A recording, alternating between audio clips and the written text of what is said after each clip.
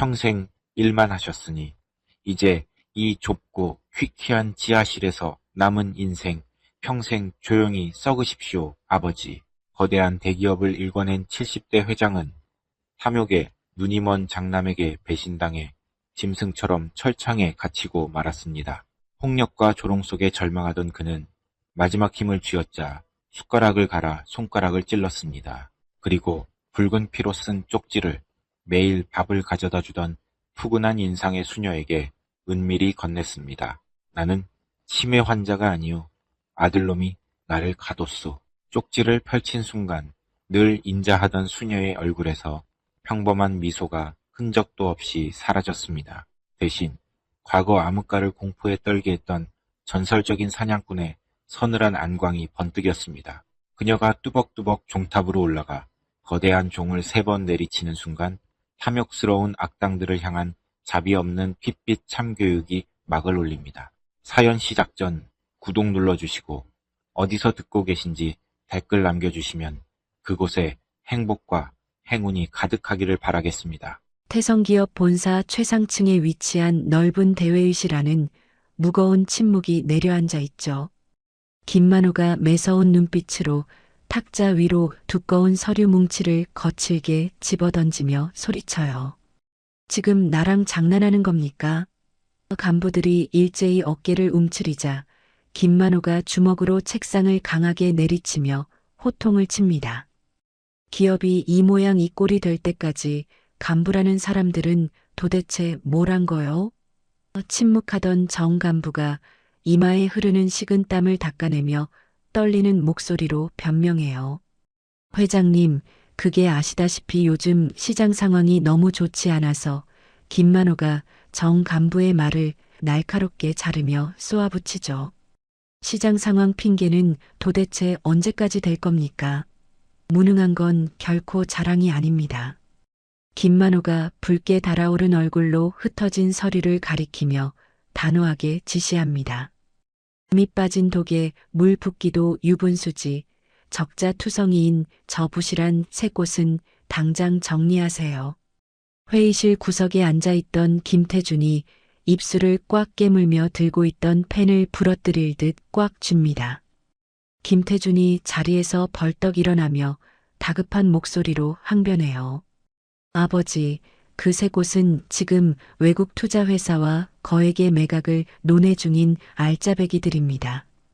김태준이 억울하다는 듯 자신의 가슴을 치며 말을 이어가죠. 당장 정리하시면 저희 쪽 손해가 너무 막심합니다.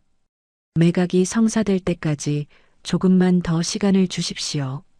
김만호가 차가운 눈으로 아들 김태준을 쏘아보며 혀를 쯧쯧 찹니다.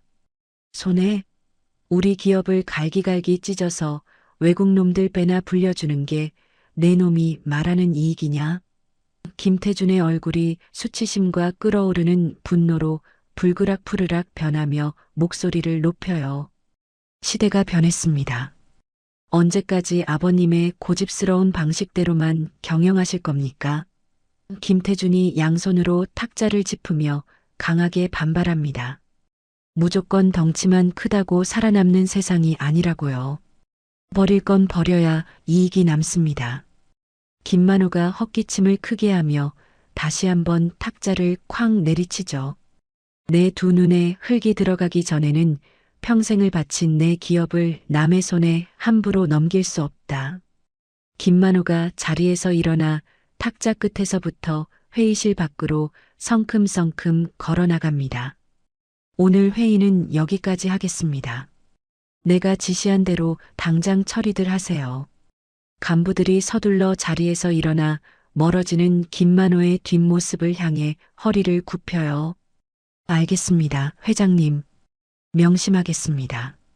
회의실 문이 닫히고 홀로 남은 김태준이 탁자 위에 놓인 서류를 거칠게 구겨 바닥에 내동댕이 칩니다. 두고 보십시오.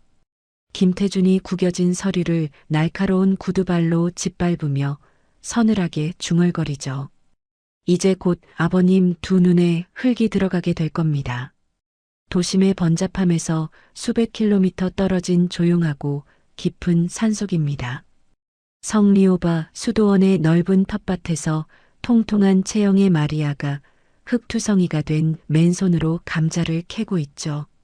마리아가 부드러운 흙 속에서 굵은 감자를 꺼내들며 환하게 웃습니다. 어머나, 올해는 감자알이 아주 굵고 튼실하네요. 마리아가 이마에 송글송글 맺힌 땀을 소매로 닦아내며 즐거운 콧노래를 흥얼거려요. 동료 수녀가 커다란 대나무 바구니를 들고 다가오며 밝은 목소리로 맞장구를 칩니다. 그러게 말이에요. 마리아 수녀님이 매일같이 텃밭에 나와 정성껏 돌보신 덕분이죠. 동료 수녀가 마리아가 방금 캔 감자들을 바구니에 주워 담으며 환하게 웃어 보입니다. 오늘 저녁은 이 감자로 맛있는 감자국을 끓여서 다 같이 배불리 나누어 먹어야겠어요. 마리아가 흙이 잔뜩 묻은 두 손을 낡은 앞치마에 쓱쓱 닦아내며 따뜻한 미소를 지어요. 생각만 해도 벌써 군침이 도네요. 제가 캐는 건 다 끝냈으니 감자는 얼른 주방으로 가져가세요. 마리아가 텃밭 한 구석에 놓인 커다란 플라스틱 식판 수레를 조심스럽게 끄집어냅니다. 저는 저녁 식사 전에 뒤쪽 별관에 배식을 다녀오겠습니다. 수도원 건물 뒤편에는 외부와 완전히 단절된 견고한 잿빛 건물이 음산하게 자리 잡고 있죠. 건물 입구에는 중증 치매 및 폭력 성향 환자 특수 격리 병동이라는 글씨가 적힌 낡은 간판이 걸려 있습니다. 마리아가 묵직한 식판 수레를 천천히 끌고 굳게 닫힌 거대한 철문 앞으로 다가갑니다. 이곳은 과거 어둠의 세계에서 거대 조직의 껄끄러운 일들을 완벽하게 처리하던 마리아가 자원하여 봉사하는 곳입니다. 끼익하는 소름 끼치는 마찰음과 함께 철문이 열리며 하얀 의사 가운을 입은 건장한 사내가 마리아의 길을 막아섭니다. 사내의 허리춤에는 환자를 돌보는 병동과는 전혀 어울리지 않는 묵직한 진압봉이 매달려 있죠. 수녀님, 여기서 멈추시죠. 식판 수레는 우리에게 넘기고 그만 돌아가시죠. 사내가 감정이 섞이지 않은 차가운 목소리로 말하며 마리아의 손에서 수레를 낚아채듯 가로채요. 마리아가 언제나처럼 온화하고 인자한 표정으로 사내를 바라보며 부드럽게 묻습니다. 저번 반찬은 조금 맵다고들 하시던데 환자분들 식사는 입맛에 잘 맞으신지 모르겠네요. 마리아가 수레를 사내에게 넘겨주며 걱정스럽고 따뜻한 목소리로 덧붙이죠. 혹시 식사량이 부족하거나 입에 맞지 않아 힘들어하는 분이 계시면 언제든 제게 편하게 말씀해 주세요. 제가 따로 더 챙겨드리겠습니다. 사내가 마리아의 말이 몹시 귀찮다는 듯 험악하게 인상을 찌푸리며 퉁명스럽게 대꾸합니다. 안에 있는 사람들은 다들 주는 대로 군말 없이 잘 먹고 있으니 수녀님이 쓸데없는 신경 쓰실 것 없습니다. 얼른 가보시죠. 육중한 철문이 쾅 소리를 내며 다시 굳게 닫히고 차가운 쇳소리가 깊은 산속의 평화로운 정막을 날카롭게 가릅니다. 어느덧 해가 뉘엿뉘엿 저물고 김만호의 화려하고 웅장한 대저택에는 대낮처럼 밝은 불빛이 켜지죠. 넓게 펼쳐진 저택 마당에는 으리으리한 최고급 승용차들이 쉴 새 없이 줄지어 들어서고 있습니다. 이름만 대면 금방 알만한 유명한 정치인과 거물급 기업인들이 유리잔을 들고 서로 인사를 나누며 화기애애하게 웃음꽃을 피워요. 김만호 회장님 칠순 잔치 규모가 정말 어마어마하군요. 기업이 흔들린다는 흉흉한 소문이 있던데 오늘 보아하니 아주 끄떡없겠습니다. 시끌벅적하고 화려한 연회장가는 멀리 떨어진 저택 화장실 앞 으슥한 복도입니다. 김태준이 초조하고 불안한 표정으로 자신의 손톱을 신경질적으로 물어뜯으며 누군가를 간절히 기다리고 있죠. 주치의 최 원장이 주변을 매섭게 두리번거리며 쥐도 새도 모르게 조심스럽게 다가와 두툼한 서류 봉투를 건넵니다. 부사장님, 지난번에 지시하신 서류를 모두 완벽하게 준비해 왔습니다. 최 원장이 손수건으로 얼굴에 흐르는 식은땀을 연신 닦아내며 은밀하게 속삭여요. 김만호 회장님의 현재 건강 상태를 회복 불가능한 중증 치매로 완벽하게 꾸며둔 가짜 진단서입니다. 누구도 절대 의심하지 못할 겁니다. 김태준이 다급하게 봉투를 열어 서류의 내용을 한 글자 한 글자 꼼꼼하게 확인하고는 비릿하고 만족스러운 미소를 짓습니다. 역시 최 원장님이십니다. 일 처리가 아주 깔끔하시군요. 아버님께서 우리가 준비한 병원에 무사히 도착하시면 약속한 두둑한 돈은 바로 입금해 드리죠. 최 원장이 만족스러운 듯 두 손을 싹싹 비비며 허리를 땅에 닿을 듯 굽혀 비굴하게 웃어 보입니다. 정말 감사합니다. 사설 구급차도 다른 사람들의 눈에 띄지 않게 저택 뒷문 쪽에 대기시켜 두었습니다. 김태준이 가짜 서류가 든 봉투를 양복 안주머니에 깊숙이 밀어 넣으며 매정하게 말하죠. 아주 좋습니다. 제가 곧 밖으로 신호를 보낼 테니 그때까지 들키지 않게 얌전히 준비하고 계십시오. 김태준이 옷매무새를 가다듬고 음악이 흐르는 화려한 연회장 중앙으로 천천히 걸음을 옮깁니다. 그곳에서는 만면의 미소를 띤 김만호가 많은 사람들에게 둘러싸여 호탕하고 즐겁게 웃고 있습니다. 김태준이 이 세상에서 가장 부드럽고 효성스러운 아들의 미소를 띤 채 아버지에게 다가가요. 김태준의 손에는 붉은 빛이 영롱하게 감도는 최고급 포도주가 가득 담긴 잔이 들려 있죠. 아버님, 오늘처럼 기쁘고 영광스러운 칠순날의 뜻깊은 축하주가 빠질 수 없지요. 김태준이 허리를 정중하게 굽히며 김만호에게 포도주 잔을 아주 공손하게 두 손으로 올립니다. 제가 아버님의 건강을 위해 특별히 귀하게 외국에서 구해온 피로 회복 포도주입니다. 김만호가 아주 흡족하고 자랑스러운 표정으로 장남인 김태준의 어깨를 툭툭 두드리며 잔을 건네봤습니다. 뭐냐? 언제나 내 곁을 지키는 든든한 장남인 네가 직접 챙겨주는 술이니 내가 아주 달게 마시마. 김만호가 잔을 머리 위로 높이 들고 연회장에 모인 사람들을 향해 쩌렁쩌렁한 큰 소리로 건배를 제의해요. 우리 위대한 기업에 눈부시고 밝은 내일의 미래를 위하여. 하객들이 일제히 잔을 부딪히며 우렁찬 박수와 함께 환호하며 화답합니다. 회장님의 만수무강을 진심으로 위하여. 김만호가 아주 기분 좋은 웃음을 지으며 손에 든 포도주를 단숨에 들이켭니다. 빈 잔을 탁자에 내려놓은 김만호의 굵은 미간이 서서히 고통스럽게 일그러지기 시작해요. 김만호의 두 다리가 중심을 잃고 크게 휘청이더니 곧바로 탁자를 위태롭게 짚고 힘겹게 버팁니다. 아버님, 갑자기 안색이 안 좋으신데 대체 왜 그러십니까? 김태준이 재빨리 곁으로 다가와 바닥으로 쓰러지려는 김만호를 강하게 부축하며 다급하고 걱정스러운 목소리로 외치죠. 머리가 눈앞에 세상이 핑핑 돌고 갑자기 가슴이 너무 답답하구나. 김만호가 고통에 겨워 눈을 질끈 감고 이마에 식은땀을 뻘뻘 흘리며 김태준의 팔에 힘없이 축 늘어집니다. 기다렸다는 듯이 최 원장과 구급대원 복장을 한 건장한 사내들이 순식간에 달려들어 정신을 잃어가는 김만호를 겹겹이 둘러쌉니다. 김태준이 당황하는 사람들을 향해 세상이 무너진 듯 참담한 표정을 지으며 고개를 깊게 숙여요.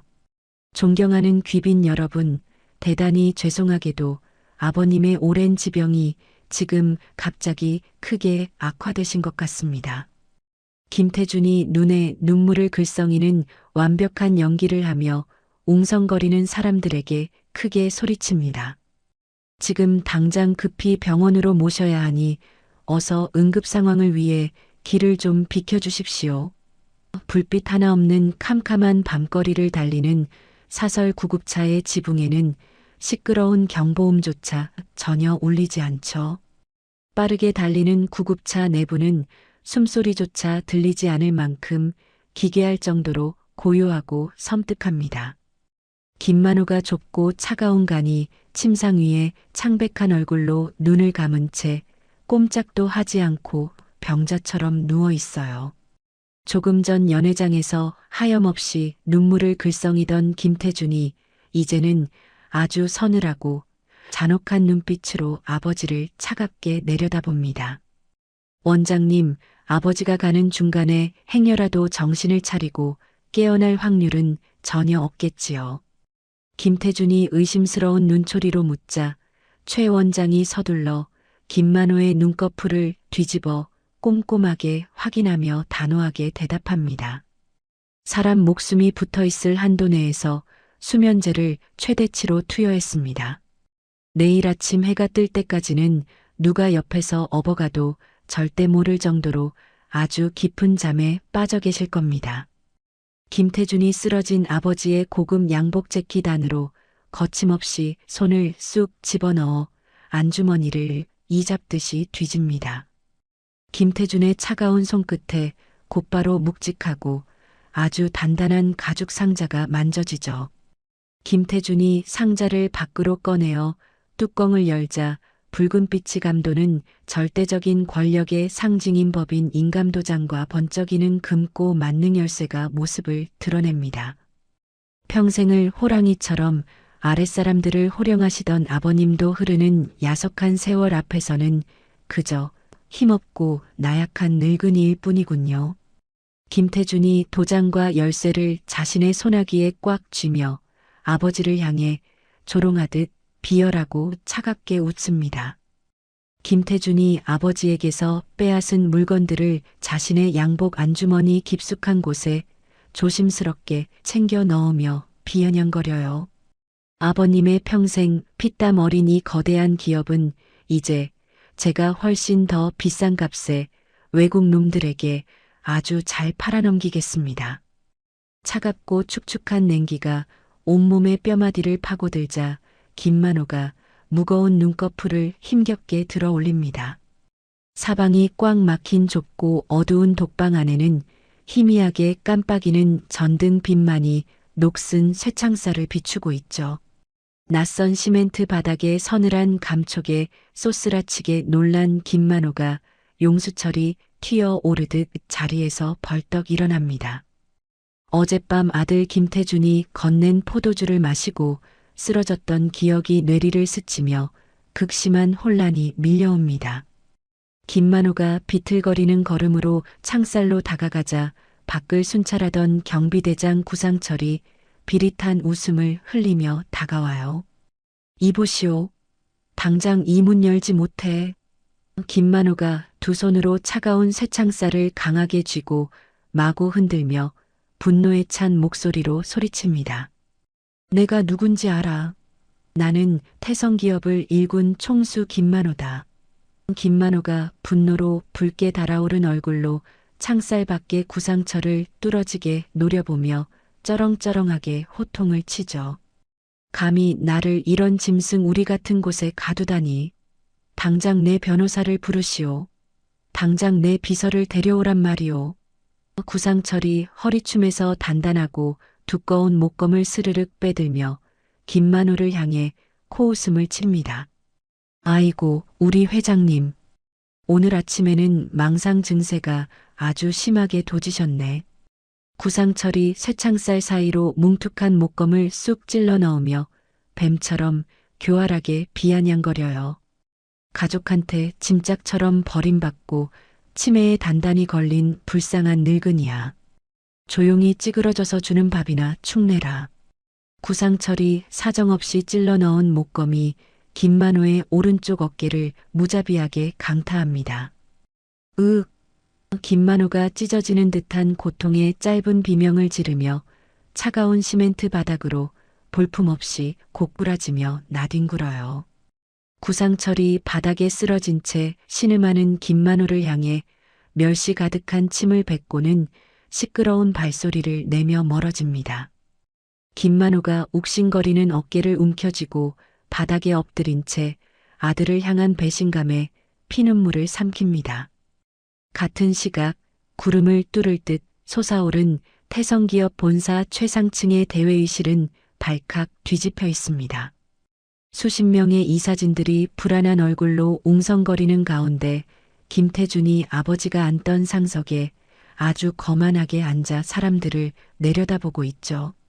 김태준이 묵직한 가죽 결제판에서 두툼한 진단서 뭉치와 아버지가 찍은 도장이 선명한 위임장을 꺼내 테이블 위로 거칠게 내던집니다.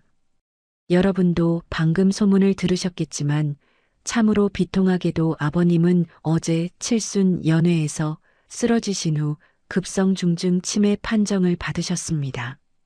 김태준이 세상에서 가장 슬픈 아들처럼 목소리를 떨며 넥타이를 살짝 느슨하게 풀어헤칩니다. 최고의 의료진이 내린 소견으로는 더 이상 정상적인 판단이나 거대한 기업 운영이 절대 불가능하다고 합니다. 나이가 지긋한 박 이사가 눈앞이 캄캄해진 얼굴로 떨리는 손을 뻗어 진단서를 집어들며 따져 묻죠. 아니, 회장님께서 갑자기 하루아침에 치매라니 이게 도대체 무슨 마른 하늘의 날벼락 같은 소리입니까? 박 이사가 진단서의 내용을 믿을 수 없다는 듯 고개를 강하게 저으며 김태준을 노려봅니다. 어제 연회장에서도 멀쩡하게 건배 제의를 하시던 분입니다. 나는 내 두 눈으로 회장님을 직접 뵙기 전에는 이 서류 한 장으로 아무것도 인정할 수 없습니다. 김태준이 자리에서 용수철처럼 벌떡 일어나며 목소리에 서늘하고 강한 힘을 줍니다. 나도 피를 토하는 심정입니다. 하지만 거대한 이 기업은 내일을 향해 계속 굴러가야만 하지 않겠습니까? 김태준이 어제 의식을 잃은 아버지의 품에서 훔쳐낸 붉은 인감도장을 꺼내어 이사진들 눈앞에 번쩍 들어 올립니다. 이 도장이 무엇을 의미하는지 다들 잘 아실 겁니다. 이 시간부로 내가 아버님의 유일한 법적 대리인이자 회장 직무대행으로서 모든 권한을 행사하겠습니다. 김태준이 반발하던 박 이사를 매섭게 쏘아보며 단호하고 폭군 같은 목소리로 지시해요. 우선 외국 투자회사와 비밀리에 논의 중이던 우량 계열사 분할 매각 안건부터 오늘 당장 공식으로 상정해서 통과시키십시오. 다른 이사가 새파랗게 질린 얼굴로 눈치를 보며 조심스럽게 자리에서 일어나 반대 의견을 냅니다. 부사장님, 그 안건은 회장님께서 어제 아침 회의에서도 끝까지 반대하시던 가장 위험한 사안입니다. 조금 더 시간을 두고 결정해야 합니다. 김태준이 붉은 인감도장을 매각 서류 한가운데에 쾅쾅 소리가 나도록 내리찍으며 이사의 말을 무자비하게 끊어냅니다. 지금 내 말이 곧 아버님의 뜻이고 이 기업의 법입니다. 잔말 말고 당장 서류에 서명들 하세요. 김태준의 서슬 퍼런 강압에 짓눌린 이사진들이 무거운 침묵 속에서 하나둘씩 펜을 들고 억지 서명을 하기 시작합니다. 김태준이 서명이 채워지는 서류를 바라보며 입가에 숨길 수 없는 교활하고 비릿한 미소를 띄웁니다. 점심시간이 되자 어둡고 퀴퀴한 곰팡내만 가득한 수도원 지하실 복도로 낡은 바퀴가 굴러가는 소리가 요란하게 울려 퍼집니다. 통통한 체형의 마리아가 언제나처럼 온화하고 인자한 표정으로 낡은 배식 수레를 끌고 와 김만호의 좁은 독방 창살 앞에 멈춰 섭니다.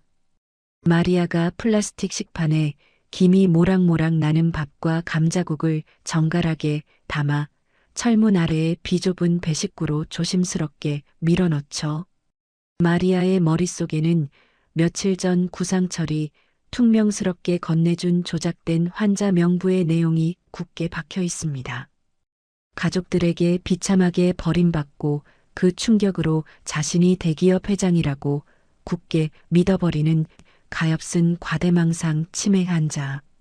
마리아가 차가운 바닥에 멍하니 주저앉아 있는 김만호를 향해 아주 부드럽고 따뜻한 목소리로 말을 건넵니다.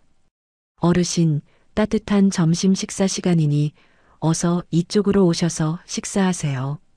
김만호가 식판을 보자마자 배식구 쪽으로 허겁지겁 무릎걸음으로 기어와 쇠창살 사이로 두 손을 내밀어 마리아의 소녀복 옷자락을 절박하게 부여잡아요. 수녀님, 제발 가던 길을 멈추고 내 말 좀 한 번만 들어보시오. 김만호가 구상철에게 맞아 피멍이 든 어깨를 부여잡고 눈물이 맺힌 애절한 눈빛으로 마리아를 간절하게 올려다봅니다. 나는 당신들이 생각하는 그런 정신 나간 치매 환자가 절대 아니오. 내 아들놈이 기업을 통째로 삼키려고 멀쩡한 애비를 이 지옥 같은 곳에 납치해서 가둔 거란 말이오. 마리아가 참으로 안타깝다는 듯 슬픈 미소를 지으며 김만호의 주름진 거친 손을 다정하게 토닥입니다. 어르신, 가족이 보고 싶어 마음이 아프신 건 저도 잘 알지만 여기서는 헛된 생각을 버리고 마음을 편히 가지셔야 해요. 우선 어서 진지부터 드시고 기운을 차리세요. 마리아는 김만호의 피 끓는 호소를 그저 병세가 심해져 나오는 헛소리로만 여기고 조용히 뒤를 돌아 수레를 끌고 자리를 뜹니다. 김만호가 멀어지는 마리아의 뒷모습을 향해 목의 핏대가 터져라 처절하게 소리치죠. 내 말 좀 제발 믿어주시오. 수녀님, 제발 내 말 좀 들어달란 말이오. 김만호의 서글픈 절규는 차가운 지하실 시멘트 벽에 부딪혀 공허한 메아리로 산산이 흩어질 뿐입니다. 그로부터 며칠이라는 끔찍한 시간이 흐르고 김만호는 자신이 아무리 소리쳐도 외부의 도움은 절대 기대할 수 없다는 비참한 현실을 뼈저리게 깨닫습니다. 평생을 전쟁터 같은 기업에서 살아남은 영리한 늙은 호랑이인 김만호는 전략을 바꾸어 완벽하게 미쳐버린 치매 노인 흉내를 내기 시작해요. 점심에 나온 밥을 더러운 손으로 마구 집어먹거나 차가운 벽을 보고 멍하니 침을 흘리며 구상철과 사설 경비원들의 눈을 완벽하게 속여 넘깁니다. 그러나 치매 환자를 연기하는 그 초점 없는 눈빛 속에서도 김만호의 맹수 같은 머릿속은 지하실 경비원들의 교대 시간과 순찰 패턴을 분 단위로 치밀하게 관찰하고 계산합니다. 김만호가 며칠 동안 눈에 띄게 얌전해지고 발작을 멈추자 마리아는 드디어 그가 안정을 찾았다고 굳게 믿게 됩니다. 오늘도 변함없이 점심 배식을 마치고 빈 식판을 챙기던 마리아가 배식구 틈으로 무언가를 쑥 밀어 넣어요. 그것은 마리아가 과거의 핏빛 죄업을 회개하며 오랫동안 손때 묻혀가며 읽어 표지가 다 닳고 해진 손바닥만 한 작은 낡은 성경책입니다. 마리아가 창살 너머로 다소곳하게 앉아있는 김만호를 바라보며 인자하게 웃어 보입니다. 어르신, 마음이 어지럽고 지난날이 슬퍼서 견디기 힘드실 때마다 이 책을 한 번씩 펼쳐 읽어보세요. 분명 마음에 큰 위로와 평화가 찾아올 겁니다. 김만호가 마치 사탕을 받은 어린아이처럼 바보같이 해벌쭉 웃으며 두 손으로 성경책을 바다품에 꼭 끌어안습니다.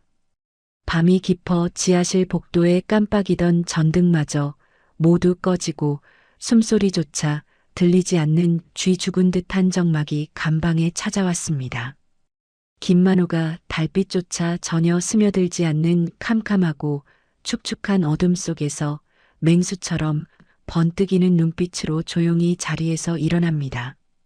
김만호의 굳은 살 박인 손에는 낮에 배식 때 밥을 먹는 척하며 몰래 소매에 훔쳐 숨겨두었던 뭉툭한 플라스틱 숟가락 하나가 쥐어져 있죠. 김만호가 차갑고 거친 시멘트 바닥에 대고 플라스틱 숟가락의 손잡이 끝부분을 미친 듯이 득득 소리를 내며 갈아대기 시작해요. 살을 애는 듯한 지하실의 지독한 추위 속에서도 살고자 하는 김만호의 이마에는 굵은 땀방울이 비오듯 쏟아져 내립니다. 한참을 쉬지 않고 바닥에 갈아낸 끝에 플라스틱 숟가락의 끝부분이 마침내 날카로운 바늘이나 송곳처럼 뾰족하게 변했습니다. 김만호가 거친 숨을 몰아쉬며 가슴품에서 낮에 마리아가 준 작은 성경책을 꺼내어 조심스럽게 펼칩니다. 김만호는 다른 종이가 행여라도 찢어지지 않게 아주 조심하며 글씨가 전혀 인쇄되지 않은 맨 뒤쪽 여백 페이지 한 장을 조용히 뜯어내어 바닥에 쫙 펴니다. 김만호가 어둠 속에서 자신의 오른손 집게손가락을 입에 물고 이빨로 강하게 꽉 깨물어요. 고통에 굵은 미간이 일그러지지만 그는 절대 멈추지 않고 자신이 날카롭게 갈아낸 숟가락 끝으로 꽉 깨문 손가락 끝을 자비 없이 깊숙하게 찌릅니다. 김만호의 입에서 억눌린 고통의 신음이 터져나오고 손가락 끝에서 검붉은 피가 방울방울 맺히며 차가운 바닥으로 뚝뚝 떨어지죠. 김만호가 피가 쉴 새 없이 흐르는 집게손가락을 붓으로 삼아 바닥에 깔아둔 찢어낸 성경책 페이지 위로 꾹꾹 힘주어 글씨를 써내려갑니다. 어두운 감방 안에서 모든 것을 빼앗긴 늙은 총수의 붉은 피가 섞인 절박한 구조 요청이 낡은 종이 위로 선명하게 새겨집니다. 나는 치매 환자가 절대 아니다. 나는 태성기업 회장 김만호다. 탐욕에 눈이 먼 내 악랄한 장남 김태준이 멀쩡한 애비를 이 끔찍한 산속 지옥에 가두었다. 피로 쓴 글씨가 종이 위에서 서늘하고 섬뜩하게 말라가고 김만호는 피 묻은 찢어진 쪽지를 성경책 갈피 사이에 아무도 모르게 깊숙이 끼워 넣습니다. 다음 날 오전 11시가 되자 어둡고 축축한 수도원 지하실 복도로 배식수레의 낡은 바퀴가 굴러가는 소리가 요란하게 울려 퍼집니다. 통통한 체형의 마리아가 언제나처럼 온화하고 인자한 얼굴로 배식수레를 끌고 김만호의 좁은 철창 앞에 멈춰 서죠. 마리아가 배식구 틈으로 김이 모락모락 나는 따뜻한 감자국이 담긴 식판을 조심스럽게 밀어 넣습니다. 어르신, 오늘도 따뜻하고 맛있는 점심 식사 시간이 돌아왔습니다. 어두운 철창 구석에 웅크리고 있던 김만호가 느릿느릿 배식구 쪽으로 다가옵니다. 김만호의 얼굴은 피를 많이 흘리고 밤새 한숨도 자지 못해 종이장처럼 창백하고 파리하게 질려 있어요. 김만호가 거칠고 심하게 떨리는 두 손으로 차가운 철창을 꽉 부여잡으며 거친 숨을 몰아쉽니다. 마리아가 김만호의 파리한 안색을 살피며 무척 걱정스러운 목소리로 묻습니다. 어르신, 어제보다 안색이 너무 안 좋으신데 밤사이에 어디가 많이 편찮으셨나요?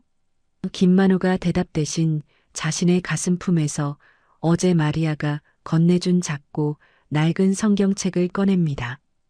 김만호가 손가락 끝에 핏자국을 소매로 교묘하게 가린 채 성경책을 배식구 틈으로 은밀하게 내밀어요.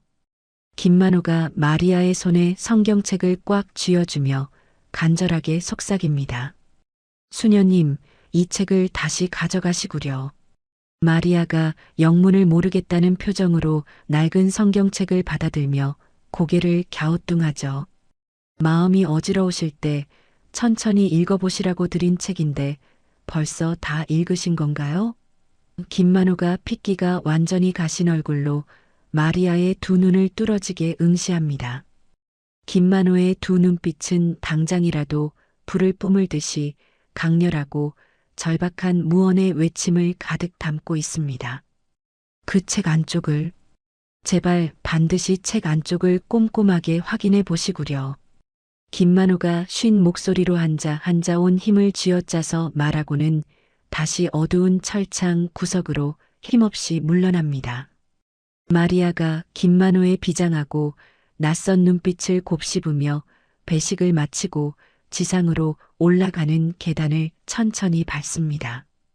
따뜻한 햇살이 눈부시게 내리쬐는 수녀원 텃밭 구석에 도착한 마리아가 수레를 세우고 품에서 성경책을 꺼내요. 마리아가 김만호의 강렬했던 마지막 눈빛을 떠올리며 무심코 성경책의 갈피를 차르륵 펼칩니다. 낡고 누렇게 바랜 성경책 페이지들 사이에서 무언가 붉은 자국이 선명한 찢어진 종이 한 장이 툭 떨어집니다. 마리아가 바닥에 떨어진 종이를 집어들고 그곳에 적힌 글씨를 보는 순간 헉하고 숨을 들이마십니다. 마리아의 두 눈이 지진이 난 것처럼 커다랗게 흔들리며 종이에 삐뚤빼뚤하게 적힌 처절한 혈서를 소리내어 읽어내려가죠. 나는 치매 환자가 절대 아니다. 나는 태성기업 회장 김만호다. 마리아의 목소리가 엄청난 충격으로 파르르 떨리기 시작합니다. 탐욕에 눈이 먼 내 악랄한 장남 김태준이 멀쩡한 애비를 이 끔찍한 산속 지옥에 가두었다. 그 섬뜩하고 붉은 핏빛 글씨를 마주하는 순간 마리아의 머릿속 깊은 곳에 단단히 묻어두었던 처참한 과거의 기억이 거대한 폭풍처럼 밀려옵니다. 차갑고 비릿한 피 냄새가 코를 찌르는 버려진 폐공장 아니었습니다. 피투성이가 된 마리아가 거친 숨을 몰아쉬며 차가운 바닥에 무릎을 꿇고 있었죠. 거대 조직의 우두머리 박 회장이 차가운 권총의 총구를 마리아의 이마에 정조준하며 비열하게 웃었습니다. 마리아, 너는 그동안 우리 조직을 위해 참 많은 더러운 일들을 완벽하게 처리해 주었다. 박 회장이 독한 담배 연기를 마리아의 얼굴에 길게 뿜어내며 조롱하듯 말을 이었습니다. 하지만 이제 내 쓰임새는 여기까지다. 꼬리가 너무 길면 미련 없이 잘라내는 게 우리 세계의 당연한 이치 아니겠느냐. 마리아가 피가 쉴 새 없이 흐르는 입술을 깨물며 분노에 찬 목소리로 소리쳤습니다. 내가 당신을 위해 내 목숨을 바쳐 충성했는데 이렇게 나를 한순간에 버리고 죽이려는 것이냐? 박 회장이 총구로 마리아의 이마를 강하게 툭툭 치며 차갑고 매정하게 대꾸했죠. 엄청난 돈과 권력 앞에서는 피부치의 의리도 전혀 없는 법이다. 그동안 내 도구로 아주 잘 썼다. 이제 그만 미련 없이 죽어주어라. 마리아가 두 주먹을 사정없이 꽉 쥐자 핏자국이 선명한 종이가 바스락거리며 심하게 구겨집니다. 과거 탐욕에 눈이 먼 거대한 조직에게 철저히 도구로 이용당하고 헌신짝처럼 버려졌던 마리아 자신의 뼈아픈 상처가 다시금 심장을 날카롭게 후벼 파요. 마리아가 부들부들 떨리는 두 손으로 자신이 매일같이 일일 배식 봉사를 하던 별관 건물을 아주 무서운 눈으로 노려봅니다. 구상철이 건네주었던 환자 명부와 경비원들의 흉악한 태도들이 이제야 모두 완벽하게 이해가 되기 시작합니다. 자신이 그토록 불쌍하게 여기며 정성껏 돌보던 요양시설이 사실은 탐욕스러운 자본가의 불법 감금 시설이었습니다. 본인 역시 불쌍한 사람을 구한다는 착각에 빠져 그 악랄한 범죄에 철저히 속아 넘어가 바보 같은 장기말로 쓰였다는 진실을 뼈저리게 깨닫죠. 마리아의 둥글고 부드럽던 안면 근육이 돌덩이처럼 딱딱하게 굳어지며 턱관절이 부서질 듯 매섭게 맞물립니다. 항상 입가에 머물던 자애롭고 인자한 평범한 수녀의 표정이 순식간에 그림자처럼 흔적도 없이 사라집니다. 그 자리에 과거 암흑가의 거대 사설 조직들을 맨몸으로 잔혹하게 괴멸시켰던 전설적인 해결사의 서늘하고 매서운 안광이 무섭게 되살아나요. 마리아가 손에 쥐고 있던 플라스틱 식기 바구니를 바닥을 향해 거칠고 무자비하게 내동댕이 칩니다. 식판과 그릇들이 요란한 파열음을 내며 텃밭 흙바닥 위로 사방팔방 흩어지며 나뒹굽니다. 마리아가 뒤도 돌아보지 않고 수녀원 중앙광장에 우뚝 솟은 낡고 오래된 종탑을 향해 성큼성큼 걷기 시작하죠. 종탑의 비좁고 가파른 나무 계단을 단숨에 밟고 올라간 마리아가 거친 숨을 내뱉으며 커다란 종 앞에 우뚝 섭니다. 수녀원의 엄격한 규칙상 이 종탑은 신성한 미사 시간에만 접근이 허락된 금지된 장소입니다. 마리아가 두 손으로 굵고 거친 동아줄을 강하게 거머쥐고 자신의 온 체중을 뒤로 실어줄을 맹렬하게 잡아당깁니다. 산속의 고요하고 평화로운 정막을 산산조각 내는 거대하고 묵직한 종소리가 웅장하게 울려 퍼지기 시작해요. 땡. 귀청이 떨어질 듯한 종소리가 깊은 산등성이를 타고 끝없이 멀리 퍼져나갑니다. 땡. 마리아가 이마에 핏대를 굵게 세우며 다시 한번 전신을 이용해 줄을 힘껏 당깁니다. 땡. 미사 시간도 아닌 대낮에 비정규적으로 울리는 3번의 연속된 묵직한 타종 소리입니다. 이 3번의 타종은 수도원 내부에 아주 오래되고 엄격한 비상규율을 의미하죠. 수도원 내부에 끔찍한 화재나 위험한 침입자가 발생했으니 모든 수녀는 즉시 자신의 숙소로 대피해 문을 굳게 잠그라는 긴급하고 철저한 암호입니다. 이는 곧 지하 별관에서 무자비하게 벌어질 참혹한 사투로부터 아무것도 모르는 무고한 동료 수녀들을 완벽하게 격리하기 위한 마리아의 치밀하고 계산된 조치입니다. 마리아가 종탑 아래를 날카롭게 내려다보자 텃밭에 옹기종기 모여있던 수녀들이 깜짝 놀라 비명을 지르며 사방으로 흩어집니다. 비상타종이에요. 모두 하던 일을 멈추고 어서 숙소로 뛰어가서 문을 잠그세요. 원장 수녀가 다급하게 손뼉을 치며 겁에 질린 수녀들을 숙소 건물 안으로 재빨리 몰아넣습니다. 마리아가 동료들이 하나도 빠짐없이 안전하게 건물 안으로 대피하는 모습을 매서운 매의 눈으로 꼼꼼하게 확인하죠. 동시에 이 거대한 종소리의 요란한 메아리는 또 다른 아주 완벽한 전술적인 목적을 달성합니다. 마리아가 지하실 별관으로 빠르게 접근하며 육중한 철문을 무력으로 부술 때 발생할 요란한 파열음을 완벽하게 덮어줄 최고의 소음 장막이 되는 것입니다. 같은 시각 지하 별관에 쾌쾌한 담배 연기가 가득 찬 어두운 모니터룸 안입니다. 경비대장 구상철과 건장한 사설 경비원 3명이 둥근 테이블에 모여 앉아 시시덕거리며 도박판을 벌이고 있어요. 대장님, 오늘 잡으시는 패가 아주 예술이십니다. 우리 돈을 다 쓸어 담으시네요. 경비원 하나가 굽신거리며 비굴하게 웃고 구상철에게 아부를 떱니다. 구상철이 붉은 화투패를 바닥에 탁 소리나게 내리치며 아주 호탕하게 웃어젖힙니다. 당연하지. 김태준 부사장이 우리에게 꽂아주는 돈이 얼만데 내가 이깟 화투판 푼 돈이 눈에 들어오겠냐. 구상철이 입에 물고 있던 담배를 바닥에 뱉어 비벼끄며 거만하게 덧붙여요. 치매 걸린 늙은이 하나 잘 감시하면 우리 인생도 이제 완전히 쫙 펴는 거다. 그때 모니터룸의 두꺼운 시멘트 벽을 뚫고 요란하고 거대한 종소리가 연속으로 3번 쾅쾅 울려 퍼집니다. 구상철이 깜짝 놀라들고 있던 화투패를 허공에 떨어뜨리며 짜증이 잔뜩 섞인 목소리로 소리치죠. 아우씨, 깜짝이야. 대낮에 미사 시간도 아닌데 갑자기 저 빌어먹을 종은 왜 미친 듯이 울려대는 거야.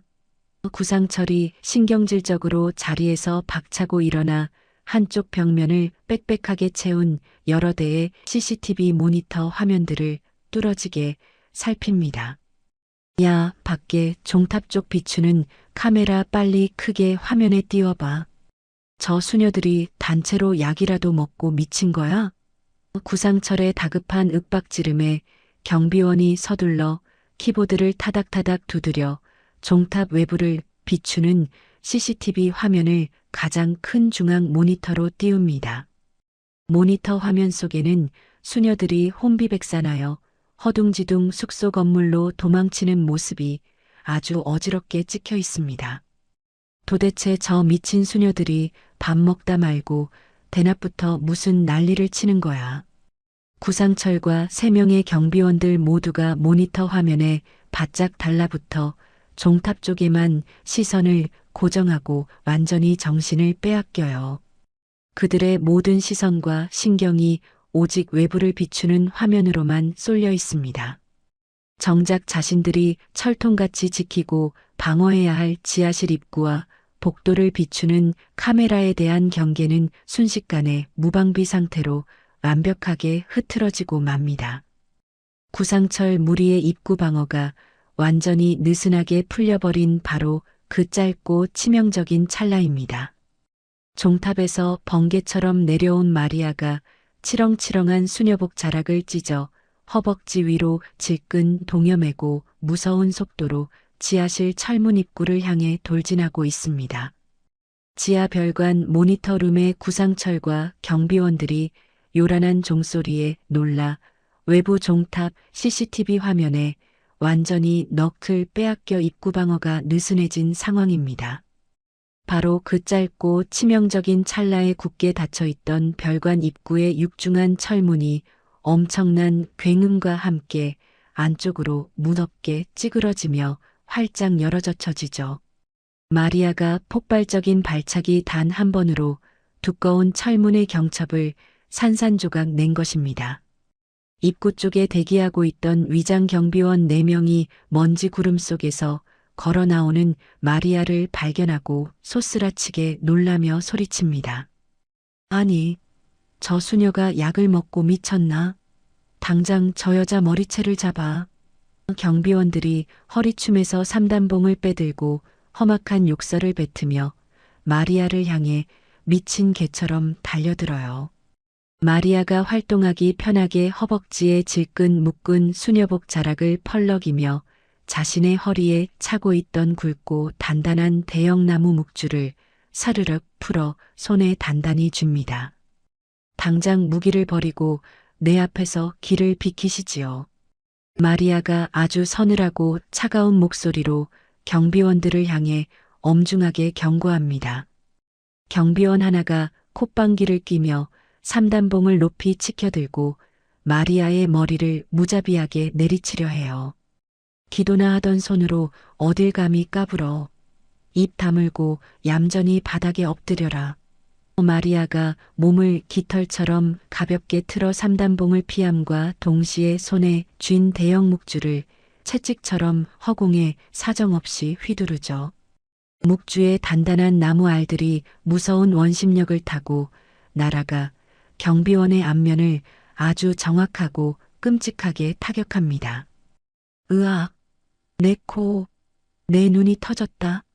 경비원이 피투성이가 된 얼굴을 감싸 쥐고 짐승 같은 비명을 지르며 차가운 복도 바닥으로 쿵 쓰러집니다. 마리아가 물 흐르듯 유려한 격투 동작으로 묵주를 연속해서 거침없이 휘두르자 나머지 3명의 경비원들도 차례대로 미간과 턱을 얻어맞고 붉은 피를 토하며 나뒹굴어요. 이게 도대체 무슨 난리냐? 저 여자가 우리 애들을 다 쓰러뜨렸다. 소란스러운 파열음에 놀란 10여 명의 병력들이 안쪽 복도에서 쇠파이프와 곤봉을 들고 개미떼처럼 쏟아져 나옵니다. 저 여자 하나 못 막아서 쩔쩔매다니. 한꺼번에 덤벼서 사지를 다 부러뜨려라. 마리아가 바닥에 쓰러진 경비원 옆에 굴러다니던 묵직하고 긴 쇠파이프 하나를 발로 툭 차올려 한 손에 가볍게 거머쥡니다. 당신들 스스로 자초한 고통이니 원망하지 마시지요. 마리아가 쇠파이프를 바닥에 질질 끌며 살기를 내뿜는 10여 명의 사내들 한가운데로 유령처럼 거침없이 파고들어요. 사방에서 무기들이 빗발치듯 날아오지만 마리아는 춤을 추듯 완벽하게 모든 공격을 피하며 손에 든 쇠파이프를 자비 없이 휘두릅니다. 으악, 내 팔이 부러졌다. 아, 내 무릎뼈가 산산조각 났다. 마리아의 쇠 파이프가 허공에서 번뜩일 때마다 건장한 경비원들의 어깨, 관절과 무릎뼈가 으스러지는 끔찍한 파열음이 지하실 복도를 쩌렁쩌렁 울리죠. 다들 비켜라. 비켜. 뒤늦게 모니터룸에서 뛰어나온 경비대장 구상철이 날이 시퍼렇게 선 커다란 사냥용 칼을 미친 듯이 휘두르며 마리아를 향해 맹렬하게 돌진합니다. 이 독사 같은 여편니가 감히 내 돈줄을 끊어놓으려 해. 오늘이 아주 내 제삿날인 줄 알아라. 구상철이 눈에 시뻘건 핏발을 세우고 마리아의 심장을 단숨에 찌르려 달려듭니다. 마리아가 아주 침착하고 냉정한 동작으로 복도 벽면에 비치되어 있던 커다란 빨간 소화기를 번쩍 들어 올려 구상철의 앞면을 향해 하얀 분말을 거침없이 난사해요. 콜록콜록. 앞이 안 보여. 숨을 쉴 수가 없어. 구상철이 하얀 분말을 온몸에 뒤집어 쓰고 시야를 완전히 잃은 채 허공에 대고 칼을 마구잡이로 휘저으며 추하게 발악을 합니다. 마리아가 매캐한 분말 연기를 뚫고 순식간에 구상철의 코앞까지 다가가 손에 들고 있던 빈 소화기 통을 높이 들어 올립니다. 당신의 그 역겨운 입놀림과 더러운 탐욕도 이제 모두 끝입니다. 마리아가 빈 소화기 통으로 구상철의 머리를 아주 강력하게 가격하자 구상철이 흰 눈동자를 까뒤집으며 바닥으로 힘없이 푹 고꾸라져 완벽하게 기절합니다. 수녀원 종탑의 종소리가 울린 지 단 5분 만에 일어난 엄청난 일입니다. 마리아는 수십 명의 용병들이 지키던 요새 같던 지하실 복도를 단 혼자서 완벽하게 장악하고 피비린내 나는 쑥대밭으로 만들었죠. 마리아가 바닥에 엎어져 기절한 구상철의 바지 주머니를 거칠게 뒤져 철창을 여는 마스터키 다발과 육중한 메인 게이트를 여는 통제 리모컨을 빼앗아 단단히 챙깁니다. 마리아가 손에 쥐었던 쇠 파이프를 미련 없이 던져버리고 복도 맨 끝에 위치한 김만호의 좁은 독방 철창 앞으로 성큼성큼 다가가 열쇠를 꽂아 돌려요. 철컥 소리와 함께 굳게 닫혀있던 철문이 마침내 활짝 열리자 어둠 속에서 숨을 죽이고 주저앉아 있던 김만호가 경악과 환희가 교차하는 표정으로 마리아를 올려다봅니다. 수녀님, 정말로 수녀님이 내 피 묻은 쪽지를 읽고 나를 구하러 이 지옥까지 와준 거요? 김만호가 도무지 믿을 수 없다는 듯 심하게 떨리는 목소리로 묻자 마리아가 피 묻은 손을 옷자락에 거칠게 닦아내며 김만호에게 다가갑니다. 회장님, 지금은 여기서 놀라고 계실 시간이 없습니다. 어서 자리에서 일어나 제 손을 꽉 잡으시지요. 마리아가 다리에 힘이 완전히 풀려 덜덜 떠는 김만호의 어깨를 단단하게 부축하며 지하실 밖으로 조심스럽게 이끕니다. 고맙소. 정말 죽을 만큼 고맙소. 김만호가 뜨거운 눈물을 하염없이 쏟아내며 마리아의 부축을 받아 신음하며 쓰러져 있는 경비원들을 지나 지상으로 천천히 걸어 나옵니다. 따사로운 햇살이 눈부시게 비추는 지상 주차장으로 빠져나온 마리아가 구상철이 평소 타고 다니던 커다란 검은색 승용차의 운전석 문을 단숨에 엽니다. 마리아가 차 안에 꽂혀 있던 열쇠를 재빨리 돌려 시동을 걸고 뒷좌석 문을 열어 김만호를 안전하게 밀어 넣어요. 회장님, 좌석에 깊숙이 기대어 앉으시고 손잡이를 단단히 잡고 계십시오. 마리아가 운전석에 올라타 엑셀을 거칠게 밟자 검은색 차량이 요란한 굉음을 내며 수도원 입구를 향해 무서운 속도로 돌진하기 시작하죠. 차량 소리에 놀라 외곽 초소에서 허둥지둥 뛰어나온 경비병들이 굵은 강목을 양손에 쥐고 자동차 앞을 겹겹이 막아섭니다. 차 당장 안 세워. 한 발짝이라도 더 움직이면 차 창문을 모조리 다 박살 내버리겠다. 경비병들이 고래고래 악을 쓰며 위협하지만 마리아는 전혀 당황하는 기색 없이 훔쳐온 메인 게이트 통제 리모컨의 버튼을 아주 여유롭게 누릅니다. 수도원의 입구를 굳게 막고 있던 흉물스럽고 거대한 철책 문이 요란하게 삐걱거리며 양옆으로 시원하게 열립니다. 마리아가 속도를 전혀 줄이지 않고 열린 철책 문 사이를 매서운 바람처럼 쌩하게 통과에 굽이진 험한 산길로 진입합니다.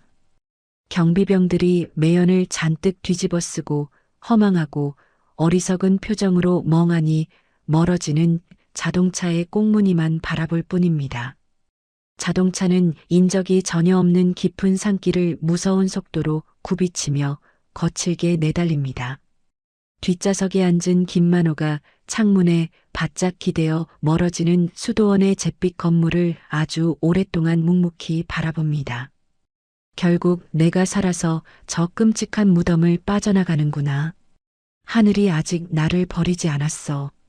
김만호가 자식에게 철저히 버림받았던 뼈저린 배신감에 눈물을 조용히 훔치며 창밖으로 시선을 굳게 고정하죠.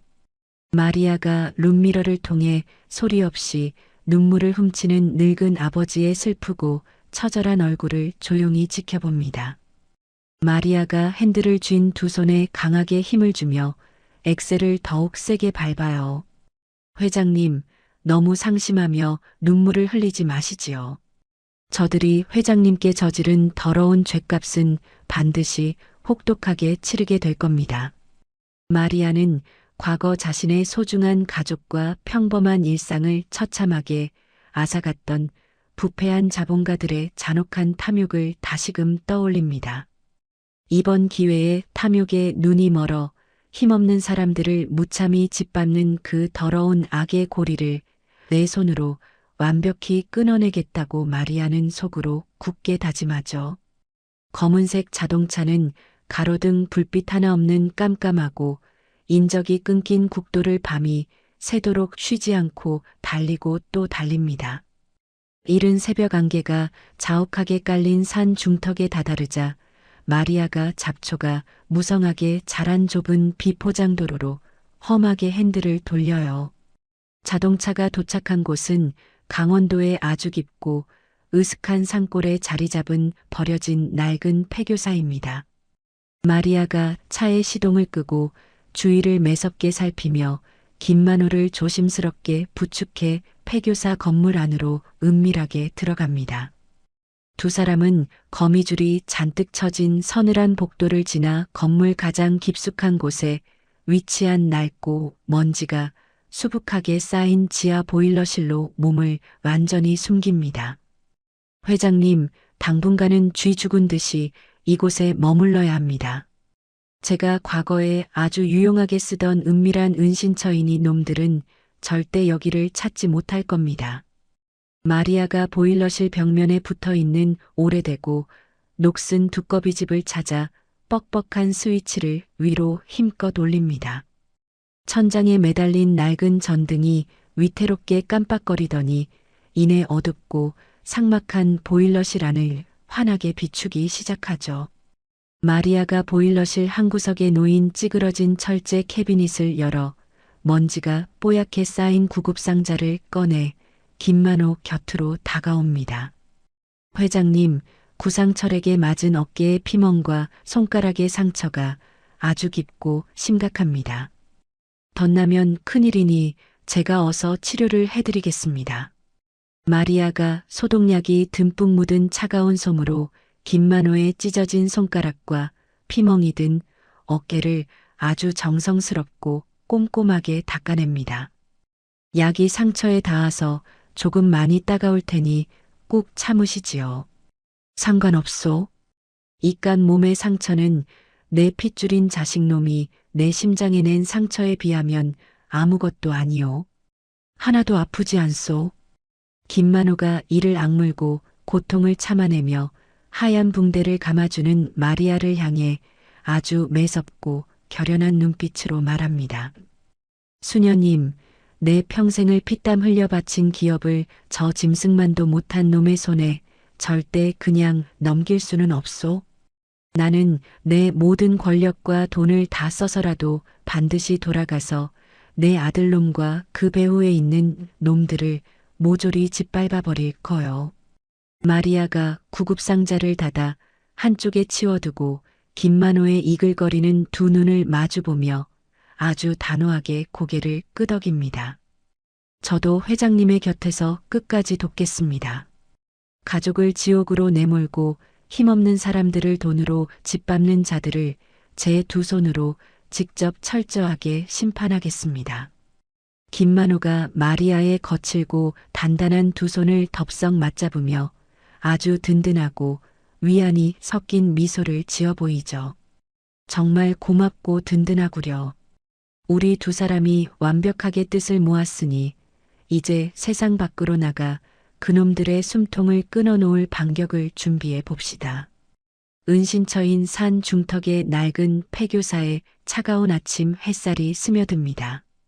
김만호가 옷장에 굴러다니던 낡은 모자를 푹 눌러쓰고 인적이 드문 산 아래 농촌 마을로 조심스럽게 발걸음을 옮겨요. 마을 어귀에 방치된 녹슨 공중전화 부스를 발견한 김만호가 주머니에서 동전을 꺼내 투입구에 집어넣습니다.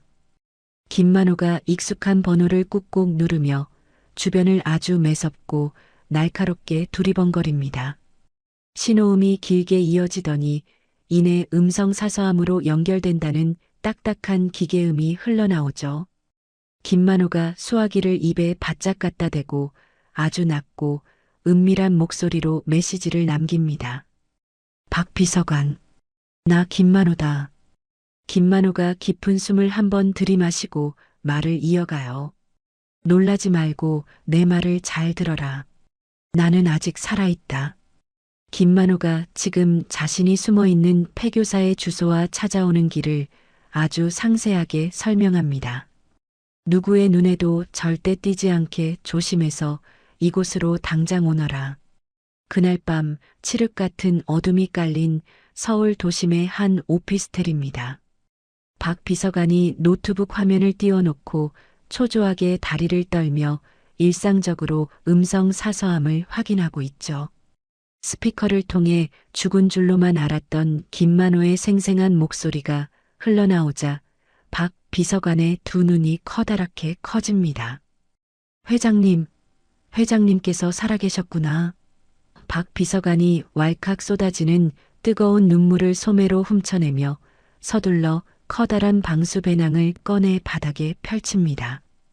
박 비서관이 자신이 평소 은밀한 업무용으로 쓰던 최고급 사양의 노트북과 시중에서 파는 휴대용 무선 인터넷 공유기를 배낭 안에 조심스럽게 챙겨 넣어요.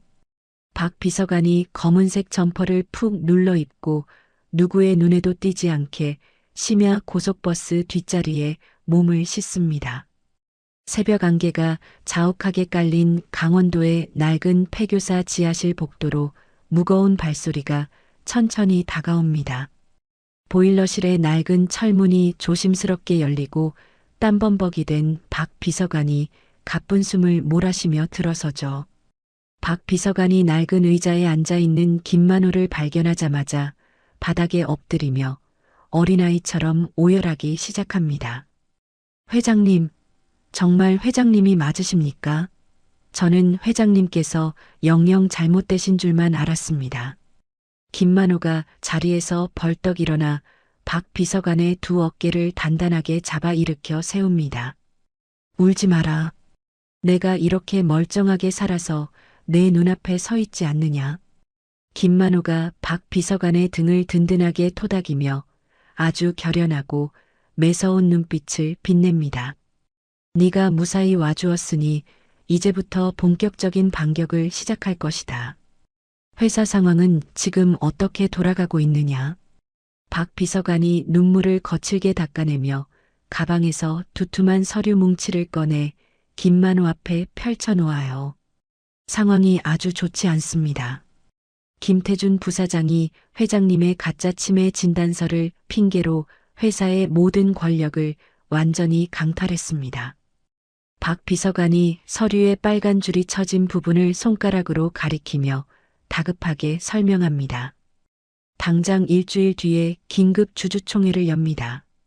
거기서 회사의 가장 중요한 알짜 계열사들을 외국 자본에 아주 헐값으로 팔아넘길 계획입니다.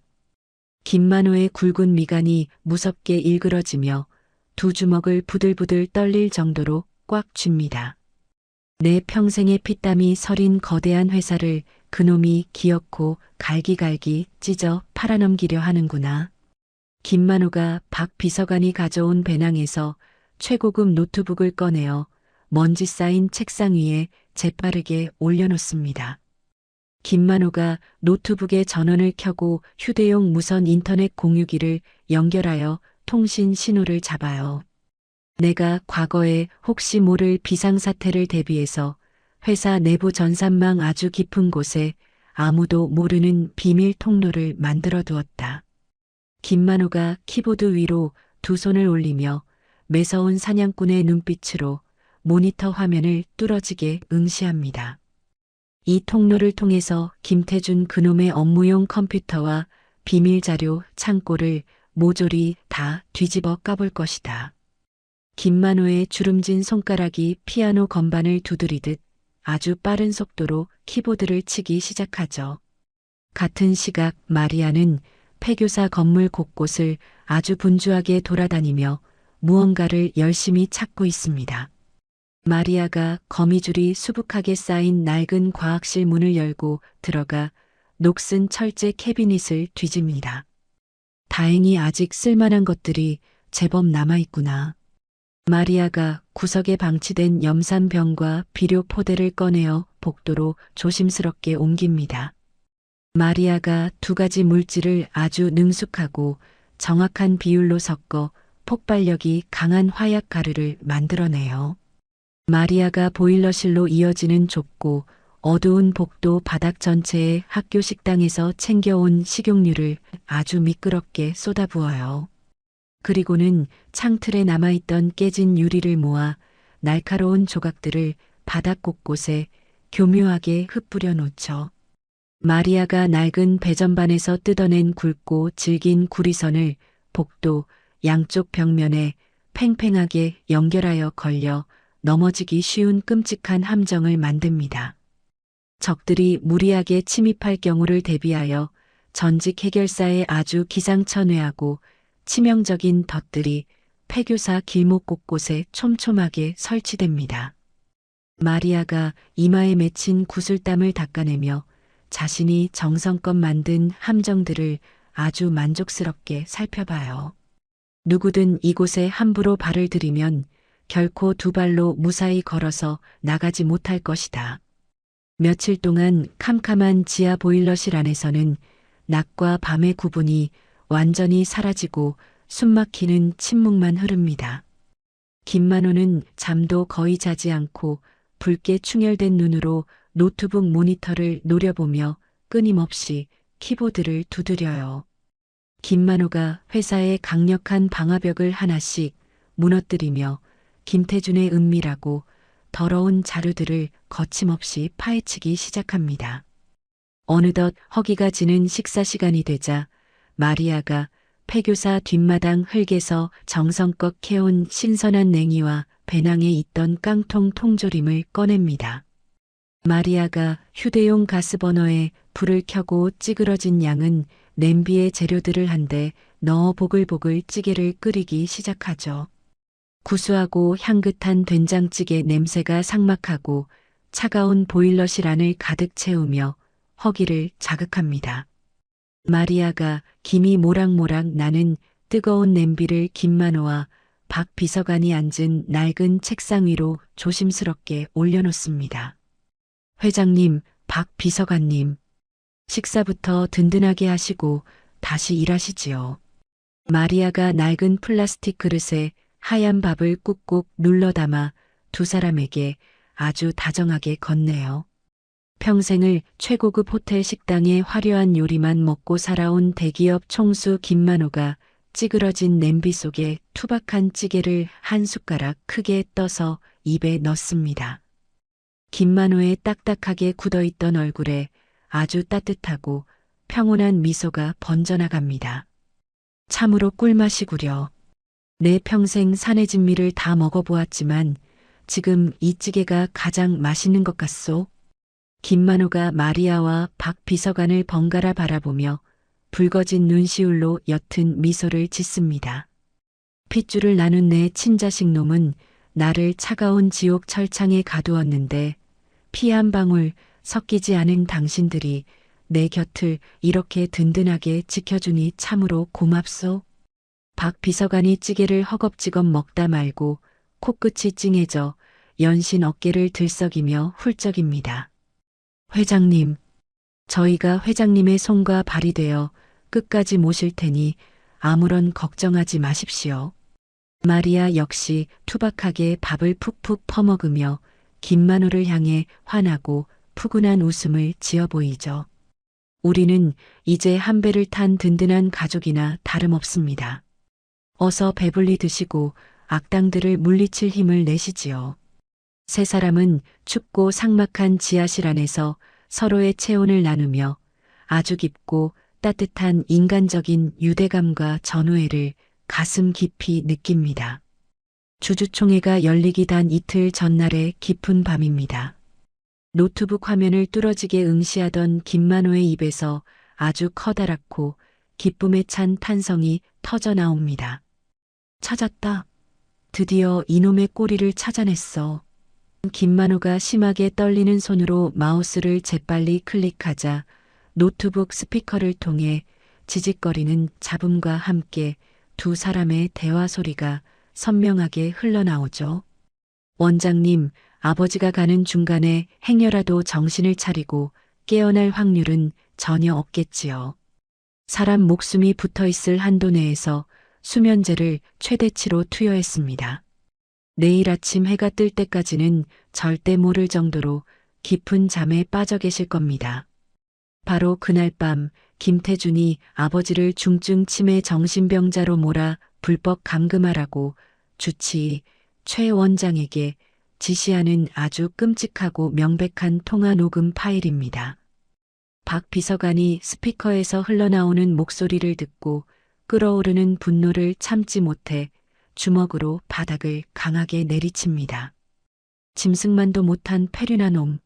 어떻게 자기 친아버지를 저렇게 비참하게 가둘 무서운 계획을 꾸밀 수가 있단 말입니까? 김만호가 분노 대신 아주 차갑게 식은 매서운 눈빛으로 화면 속 녹음 파일을 안전한 저장 장치로 조심스럽게 옮겨 담습니다. 이제 이 파일 하나면 김태준 그놈의 모든 추악한 악행이 세상 사람들의 눈앞에 낱낱이 드러나게 될 것이다. 김만호가 다시 키보드를 빠르게 두드리며 주주총회가 열린 태성그룹 본사 대회의실의 중앙 통제 시스템으로 은밀하게 접근해 들어갑니다. 복잡한 암호화 숫자들이 화면을 가득 채우며 빙글빙글 돌더니 이내 굳건하던 보안 시스템이 뚫렸다는 초록색 알림창이 커다랗게 떠오르죠. 김만호가 입가에 아주 통쾌한 승리의 미소를 지으며 박 비서관을 바라봅니다. 드디어 성공했다. 주주총회장 전면에 설치된 커다란 화면을 내 마음대로 조종할 수 있는 권한을 완벽하게 탈취했다. 김만호가 방금 확보한 결정적인 통화 녹음 파일과 김태준의 불법 거래 내역들을 한데 묶어 자동 폭로 프로그램에 올립니다. 이제 이 버튼 하나만 누르면 내일 주주총회가 열리는 바로 그 순간에 저 모든 증거들이 사람들의 눈앞에 쾅 하고 터지게 될 것이다. 김만호가 결연하고 후련한 표정으로 노트북 키보드의 예약 전송 버튼을 향해 손가락을 서서히 내리려던 바로 그 찰나입니다. 쨍그랑, 찌그러덩. 마리아가 지하실로 들어오는 복도 입구 천장에 촘촘하게 매달아 두었던 수십 개의 빈 깡통들이 아주 요란하고 날카롭게 부딪히는 소리가 귓가를 찢을 듯이 울려 퍼집니다. 김만호의 손가락이 공중에서 얼음처럼 멈추고 세 사람의 시선이 일제히 굳게 닫힌 보일러실 문을 향해 공포스럽게 꽂히죠. 마리아가 반사적으로 자리에서 벌떡 일어나 주변에 세워두었던 묵직한 쇠 파이프를 양손에 꽉 거머쥡니다. 쿵, 쿵, 쿵, 쿵. 요란한 깡통 소리와 함께 폐교사 1층 바닥을 아주 무겁게 짓누르는 수십 명의 거친 발소리가 지하실을 향해 무서운 속도로 쏟아져 내려오기 시작합니다. 지하실 복도에 요란한 깡통 소리가 울려 퍼지기 정확히 15분 전의 일입니다. 화려한 태성그룹 본사 부사장실에서 김태준이 신경질적으로 책상을 내리치며 고함을 지르고 있죠. 도대체 박 비서관 그 쥐새끼 같은 놈이 어디로 숨어들었다는 거야. 김태준이 컴퓨터 전문가의 멱살을 거칠게 틀어주며 두 눈을 부릅뜨고 협박합니다. 돈을 산더미처럼 받아 처먹었으면 당장 그놈이 접속한 위치를 찾아내란 말이야. 컴퓨터 전문가가 사색이 된 얼굴로 모니터를 가리키며 다급하게 대답해요. 부사장님, 방금 아주 미세한 신호를 드디어 역추적해서 잡아냈습니다. 컴퓨터 전문가가 키보드를 마구 두드리며 화면에 지도를 커다랗게 띄웁니다. 강원도 아주 깊은 산골짜기에 버려진 낡은 폐교사 건물입니다. 틀림없습니다. 김태준이 멱살을 놓고 넥타이를 거칠게 풀어헤치며 아주 비열하고 잔혹한 미소를 지어요. 늙은 아버지가 완전히 미쳐서 산속 폐교사로 숨어들었군. 아주 완벽한 무덤이야. 김태준이 주머니에서 휴대전화를 꺼내어 돈으로 부리는 사설 해결사 조직의 행동대장에게 전화를 겁니다. 지금 당장 내가 보내는 주소로 조직원들을 몽땅 끌고 출동해라. 김태준이 창밖에 화려한 야경을 내려다보며 아주 차갑고 무자비하게 지시를 내립니다. 그곳에 늙은 쥐새끼 한 마리와 성가신 파리떼가 숨어 있을 것이다. 숨쉬는 것들은 하나도 남기지 말고 싹 다 죽여서 땅에 묻어버려라. 전화를 끄는 김태준이 승리에 도취한 얼굴로 혼자서 미친 사람처럼 크게 웃어젖히죠. 그로부터 15분 뒤 칠흑 같은 어둠이 짙게 깔린 강원도의 낡은 폐교사 운동장으로 시커먼 승합차 여러 대가 미끄러지듯 조용히 들어섭니다. 승합차 문이 일제히 열리고 검은 마스크로 얼굴을 가린 20여 명의 건장한 해결사들이 살기를 내뿜으며 쏟아져 나와요. 해결사들의 손에는 사람의 뼈를 거뜬히 부술 수 있는 굵은 쇠파이프와 묵직한 망치가 잔뜩 들려 있습니다. 덩치가 산만한 행동대장이 손가락으로 폐교사 건물과 연결된 낡은 전신줄을 가리키며 명령합니다. 저 건물로 들어가는 메인 전력 케이블부터 당장 절단기로 싹둑 끊어버려라. 행동대장의 말이 떨어지기가 무섭게 날쌘 조직원 하나가 전신줄을 타고 올라가 두꺼운 전선을 댕강 잘라버리죠. 순식간에 폐교사 주변을 밝히던 희미한 가로등과 건물 내부의 모든 불빛이 팍 꺼지며 사방이 완벽한 암흑천지로 변합니다. 좋아. 쥐새끼들이 앞을 전혀 못 볼 테니 지금 당장 사방으로 흩어져서 건물 안으로 쳐들어가라. 행동대장의 명령에 따라 마스크를 쓴 해결사들이 무기를 치켜들고 일제히 폐교사의 깨진 창문과 현관문을 통해 개미떼처럼 진입하기 시작해요. 하지만 해결사 무리의 선두그룹이 지하실로 이어지는 좁은 복도에 발을 내딛는 순간 끔찍한 비명이 터져 나옵니다. 으악, 내 발바닥이 찢어졌어. 마리아가 복도 바닥에 미리 잔뜩 뿌려둔 미끄러운 식용유를 밟은 해결사들이 중심을 잃고 우당탕 넘어집니다. 해결사들이 바닥에 교묘하게 깔려있던 날카로운 유리 조각 위로 엎어지며 살점이 무참하게 찢겨나가죠. 이런 빌어먹을, 앞이 안 보이는데 바닥이 온통 미끄러운 기름통이다. 다들 조심해서 움직여라. 행동대장이 손전등을 켜고 넘어지는 부하들을 향해 핏대를 세우며 고래고래 소리를 지릅니다. 마리아가 설치한 기상천외한 함정들 때문에 놈들의 진입 속도가 아주 크게 지연되며 복도는 순식간에 아수라장이 됩니다. 같은 시각 외부 전력이 완전히 끊기며 캄캄해진 지하 보일러실 안입니다. 갑자기 불이 꺼지자 김만우가 당황하며 허공에 대고 다급하게 외쳐요. 박 비서관, 갑자기 이게 무슨 일인가? 전기가 다 끊어진 것 같네. 박 비서관이 어둠 속에서 더듬거리며 노트북 화면의 불빛을 향해 얼굴을 바짝 들이밉니다. 다행히 박 비서관이 챙겨온 최고급 노트북은 자체 배터리를 통해 아슬아슬하게 전원을 유지하며 켜져 있죠. 회장님, 다행히 노트북은 아직 살아 있습니다. 제가 밖에서 무슨 일이 일어났는지 당장 나가서 확인해 보겠습니다. 박 비서관이 자리에서 일어나 문 쪽으로 향하려는 순간 밖에서 쾅쾅거리는 무서운 발소리가 들려옵니다.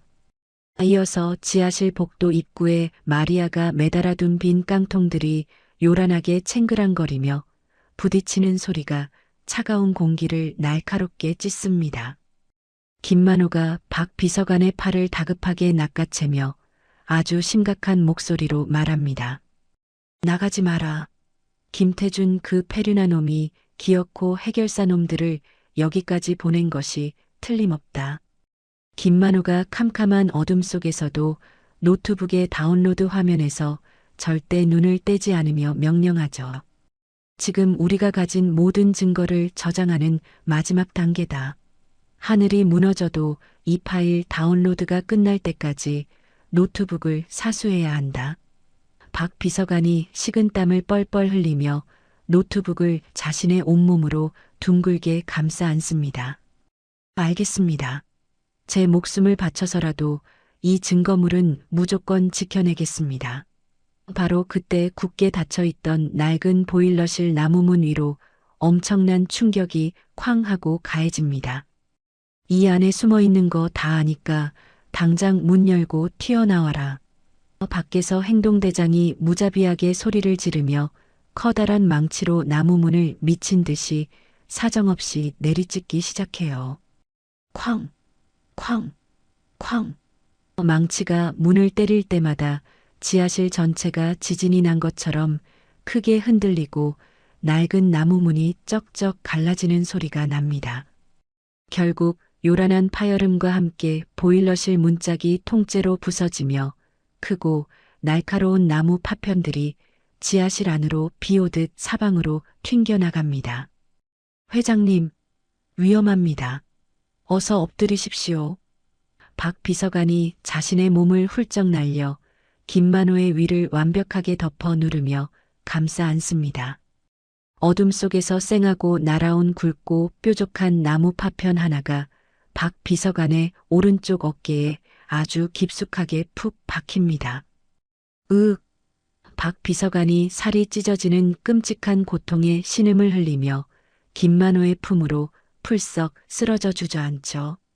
김만호가 피를 흘리는 박 비서관을 껴안고 당황하여 소리칩니다. 박 비서관, 정신 차려라. 피가 너무 많이 나지 않느냐. 완전히 부서진 문틀 사이로 건장한 체격의 행동대장이 아주 커다랗고 강력한 랜턴을 들고 험악하게 서 있습니다. 이 더러운 쥐새끼들, 아주 꼴좋게 구석에 처박혀 있군. 행동대장이 뿜어내는 강렬한 랜턴 불빛이 지하실 구석에 웅크려 있는 김만호와 박 비서관의 얼굴을 아주 환하게 겨냥합니다. 어이, 다들 지하실 안으로 싹 다 밀고 들어가서 저것들 숨통을 단번에 끊어놔라. 행동대장의 명령에 따라 살기를 띤 해결사들이 쇠파이프를 질질 끌며 좁은 보일러실 안으로 우르르 밀려 들어오기 시작해요. 랜턴의 하얀 불빛이 이리저리 흔들리며 좁고 어두운 공간을 엄청난 공포와 절망으로 가득 몰아넣습니다. 김만호가 쓰러진 박 비서관을 품에 꽉 안은 채 짐승처럼 부리부리한 눈으로 다가오는 해결자들을 매섭게 노려봅니다. 해결사들이 무기를 치켜들고 김만호의 머리를 내리치기 위해 맹렬하게 달려드는 일촉즉발의 위기 상황입니다. 그런데 아무도 눈치채지 못한 지하실 천장 쪽 아주 복잡하게 얽혀 있는 두꺼운 보일러 배관 위입니다. 그곳에는 언제부터 올라가 있었는지 마리아가 어둠과 완벽하게 하나가 된 그림자처럼 웅크린 채 숨을 죽이고 있죠. 마리아의 양손에는 무언가 묵직한 공구와 하얀 가루가 담긴 커다란 종이 포대가 꽉 쥐어져 있습니다. 마리아가 배관 위에서 매서운 독수리처럼 아래를 내려다보며 도약할 타이밍을 아주 차갑게 계산합니다. 다들 죽어라. 해결사 하나가 괴성을 지르며 김만호를 향해 쇠파이프를 붕 휘두르는 바로 그 찰나입니다. 마리아가 천장에서 훌쩍 뛰어내리며 학교 과학실에서 챙겨온 커다란 밀가루 포대를 놈들의 머리 위 허공을 향해 사정없이 찢어 흩뿌립니다. 하얀 밀가루가 마치 폭설이 내리듯 좁은 지하실 공기 중으로 아주 빽빽하고 뽀얗게 퍼져나갑니다. 콜록콜록. 이게 도대체 무슨 가루야? 앞이 하나도 안 보이잖아. 해결사들이 갑자기 쏟아진 밀가루를 뒤집어 쓰고 눈을 비비며 당황해서 소리를 지릅니다. 그 혼란스러운 틈을 타마리아가 바닥에 가볍게 착지하며 주머니에서 작은 라이터를 꺼내들어요. 마리아가 라이터의 톱니바퀴를 튕겨 작은 불꽃을 피운 뒤 밀가루가 꽉 찬 허공을 향해 아주 미련 없이 툭 던집니다. 이 더러운 쓰레기들, 너희들의 지옥 불맛을 뼈저리게 보여주마. 라이터의 작은 불꽃이 공기 중에 가득 퍼진 밀가루 입자에 닿는 바로 그 순간입니다. 쾅! 귀청을 찢어버릴 듯한 엄청난 굉음과 함께 좁은 지하실 안에서 거대하고 무시무시한 분진 폭발이 일어납니다. 시뻘건 불기둥과 뜨거운 섬광이 지하실 입구를 꽉 채우고 있던 해결사들을 순식간에 집어삼키며 매섭게 타오르죠. 해결사들이 온몸에 불이 붙은 채로 끔찍한 비명을 지르며 좁은 지하실 바닥을 떼굴떼굴 뒹굴기 시작합니다. 어둠과 공포만이 가득했던 차가운 보일러실이 마리아의 기상천외한 일격으로 순식간에 뜨거운 폭발의 화염에 완전히 휩싸입니다. 거대한 분진 폭발이 무섭게 휩쓸고 지나간 좁은 지하실은 매캐한 연기와 하얀 가루로 가득 차한 채 앞도 제대로 보이지 않습니다. 시야가 완벽히 차단된 아수라장 속에서 바닥에 이리저리 나뒹구는 랜턴 불빛만이 어지럽게 번쩍이며 아주 공포스러운 분위기를 만들어내고 있죠. 마리아가 한 손에는 학교 복도에서 주워온 아주 기다란 대걸레 자루를 들고 다른 한 손에는 날이 선 주방용 식칼을 꽉 쥐고 있습니다. 마리아가 발소리조차 내지 않고 짙은 연기 속을 파고들며 당황해서 기침하는 해결사들의 사각지대를 유령처럼 완벽하게 노려 들어갑니다. 콜록콜록. 연기 때문에 눈이 너무 따가워서 미치겠네. 다들 도대체 어디 숨어 있는 거야? 해결사 하나가 짙은 연기 속에서 허우적거리며 고함을 치자 마리아가 기다란 대걸레 자루를 거침없이 휘두릅니다. 마리아가 온 힘을 다해 휘두른 나무 자루가 해결사의 무릎 뒤쪽 오금 부위를 아주 정확하고 끔찍하게 타격하죠. 무릎 관절이 꺾인 해결사가 바닥으로 쿵 소리를 내며 처참하게 주저앉자 마리아가 곧바로 식칼의 뭉툭한 칼등과 자루 끝을 쥐고 허공으로 날아오릅니다. 마리아가 바닥에 주저앉은 해결사의 뒷목을 무거운 식칼 자루로 아주 강하게 내리찍어 단번에 기절시켜버려요. 이쪽에 그 미친 수녀가 숨어 있다. 다들 이쪽으로 와서 무조건 다 때려 부숴라. 당황한 다른 해결사들이 마리아의 흐릿한 그림자를 향해 묵직한 쇠파이프와 해머를 마구잡이로 휘두르기 시작합니다. 하지만 과거 암흑가를 평정했던 전직 최고 해결사 출신인 마리아의 변칙적이고 날렵한 움직임을 그들의 둔탁한 공격이 따라잡을 수는 절대 없습니다. 마리아가 무서운 속도로 날아오는 쇠파이프를 허리를 굽혀 가볍게 피하자 해결사들이 휘두른 무기가 자기들끼리 끔찍하게 부딪히는 자중질환에 빠집니다. 아, 미친놈아. 왜 내 머리를 그 무식한 파이프로 때리는 거야? 앞이 하나도 안 보인다고. 네가 멍청하게 내 앞을 막고 서 있으니까 내가 잘못 때린 거 아니야. 해결사들이 서로의 무기에 맞고 피를 흘리며 차가운 시멘트 바닥에 뒹구는 동안 마리아는 아주 차갑고 침착한 표정으로 다음 목표물을 향해 돌진합니다. 마리아가 불과 몇 분이라는 짧은 시간 만에 10여 명의 건장한 조직원을 추풍낙엽처럼 연달아 쓰러뜨리며 적들의 모든 주의를 자신 쪽으로 완전히 끌어당겨요.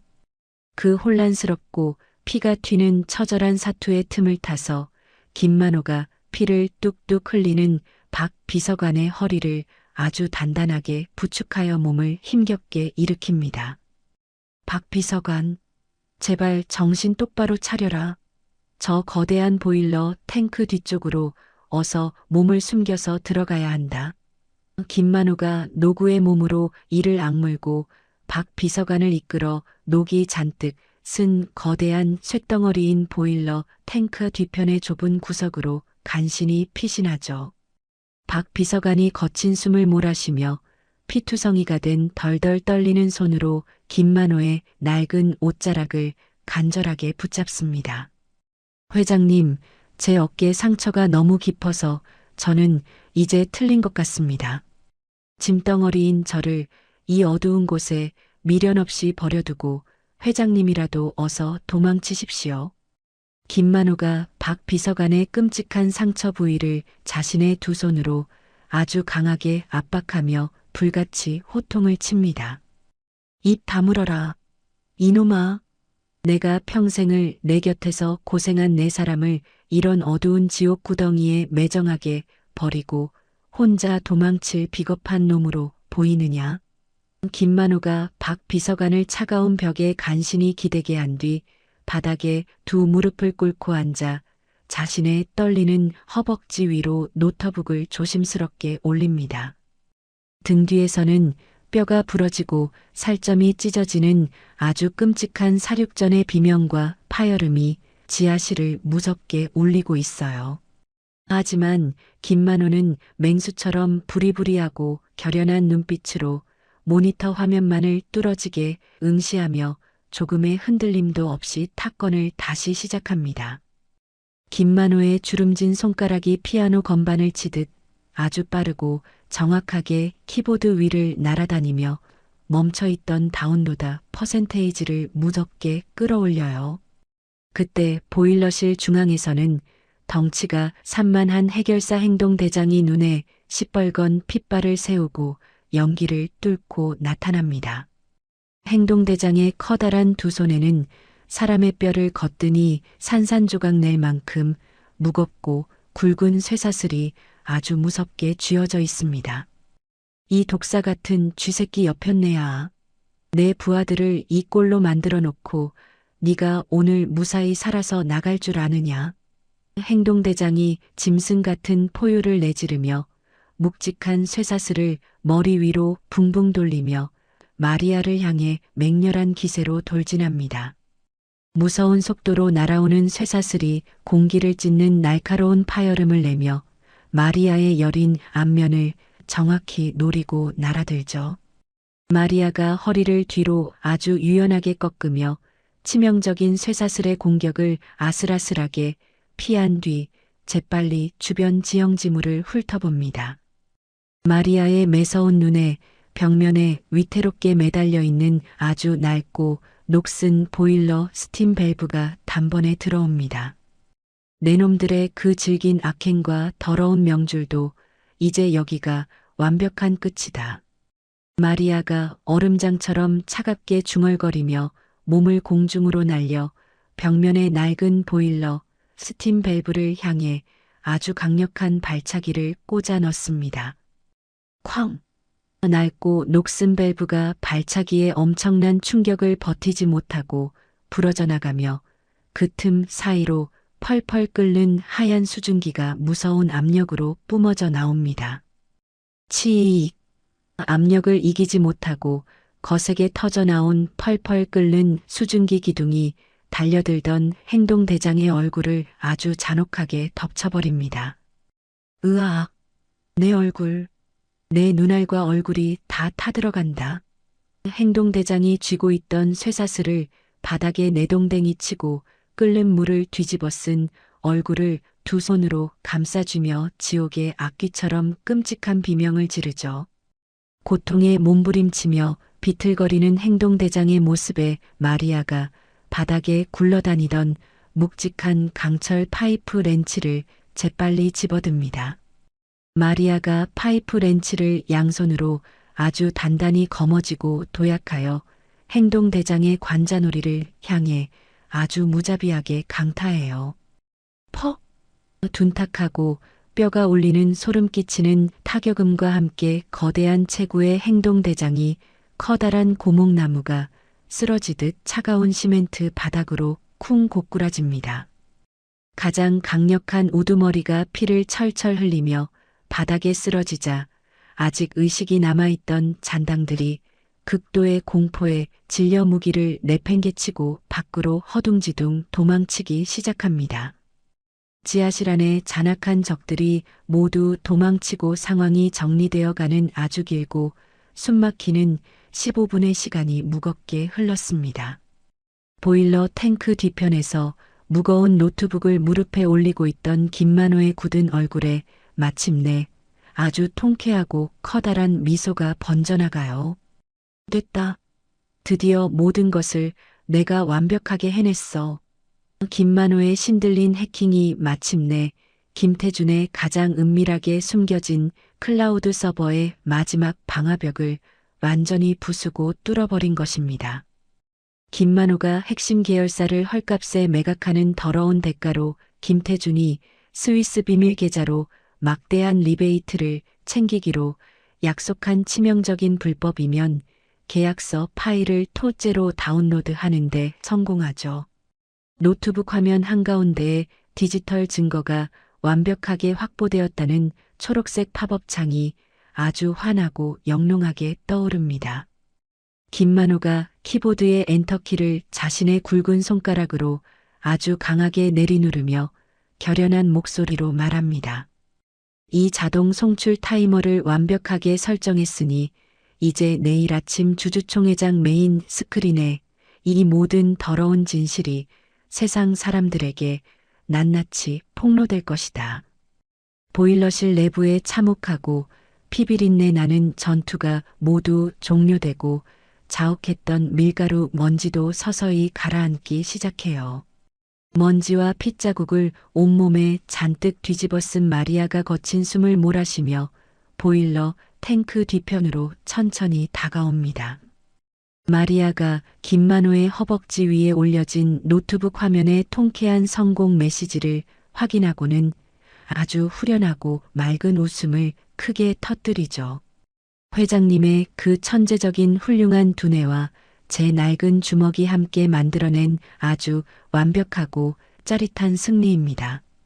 마리아가 흙투성이가 된 손등으로 이마에 흐르는 구슬땀을 닦아내며 김만호를 향해 환하게 웃어 보입니다.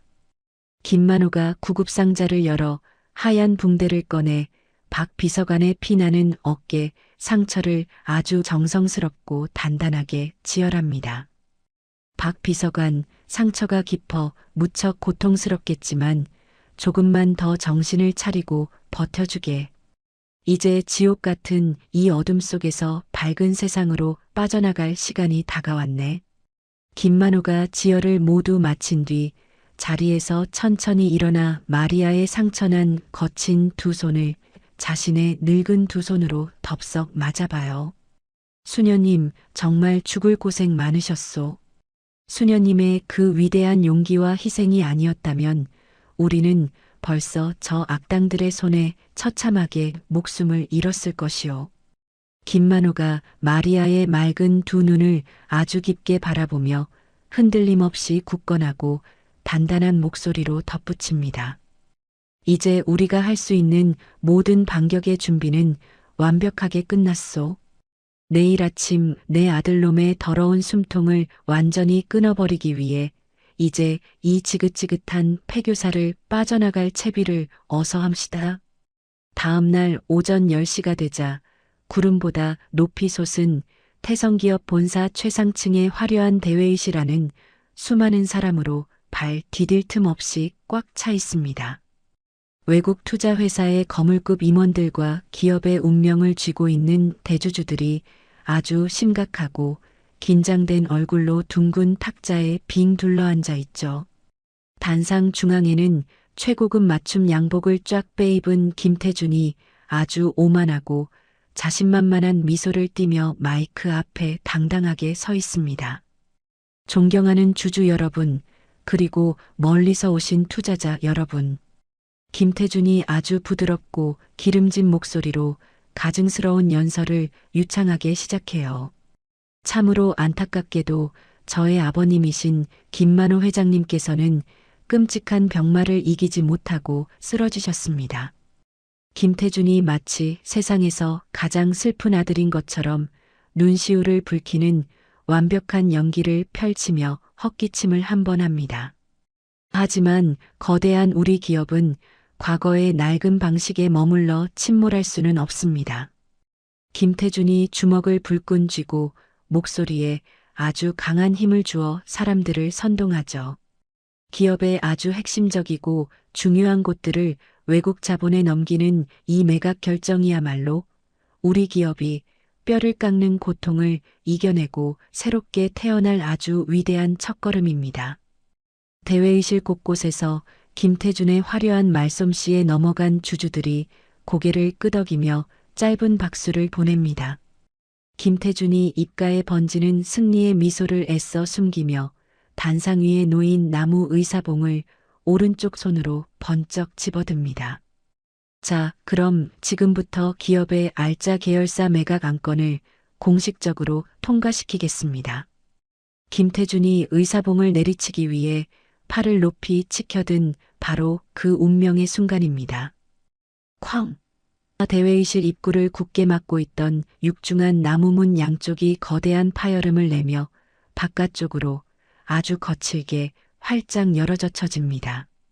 순식간에 대회의실 안의 모든 사람의 시선과 고개가 약속이라도 한 듯이 문 쪽을 향해 일제히 쏠려요. 활짝 열린 문틈 사이로 복도에 아주 환하고 눈부신 아침 햇살이 폭포수처럼 쏟아져 들어옵니다.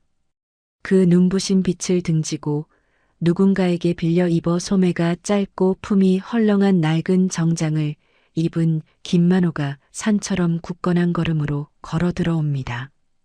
김만호의 바로 곁에는 수녀복 대신 활동하기 아주 편안한 평상복 차림을 한 마리아가 매서운 호위무사처럼 든든하게 앞장서서 길을 열고 있죠.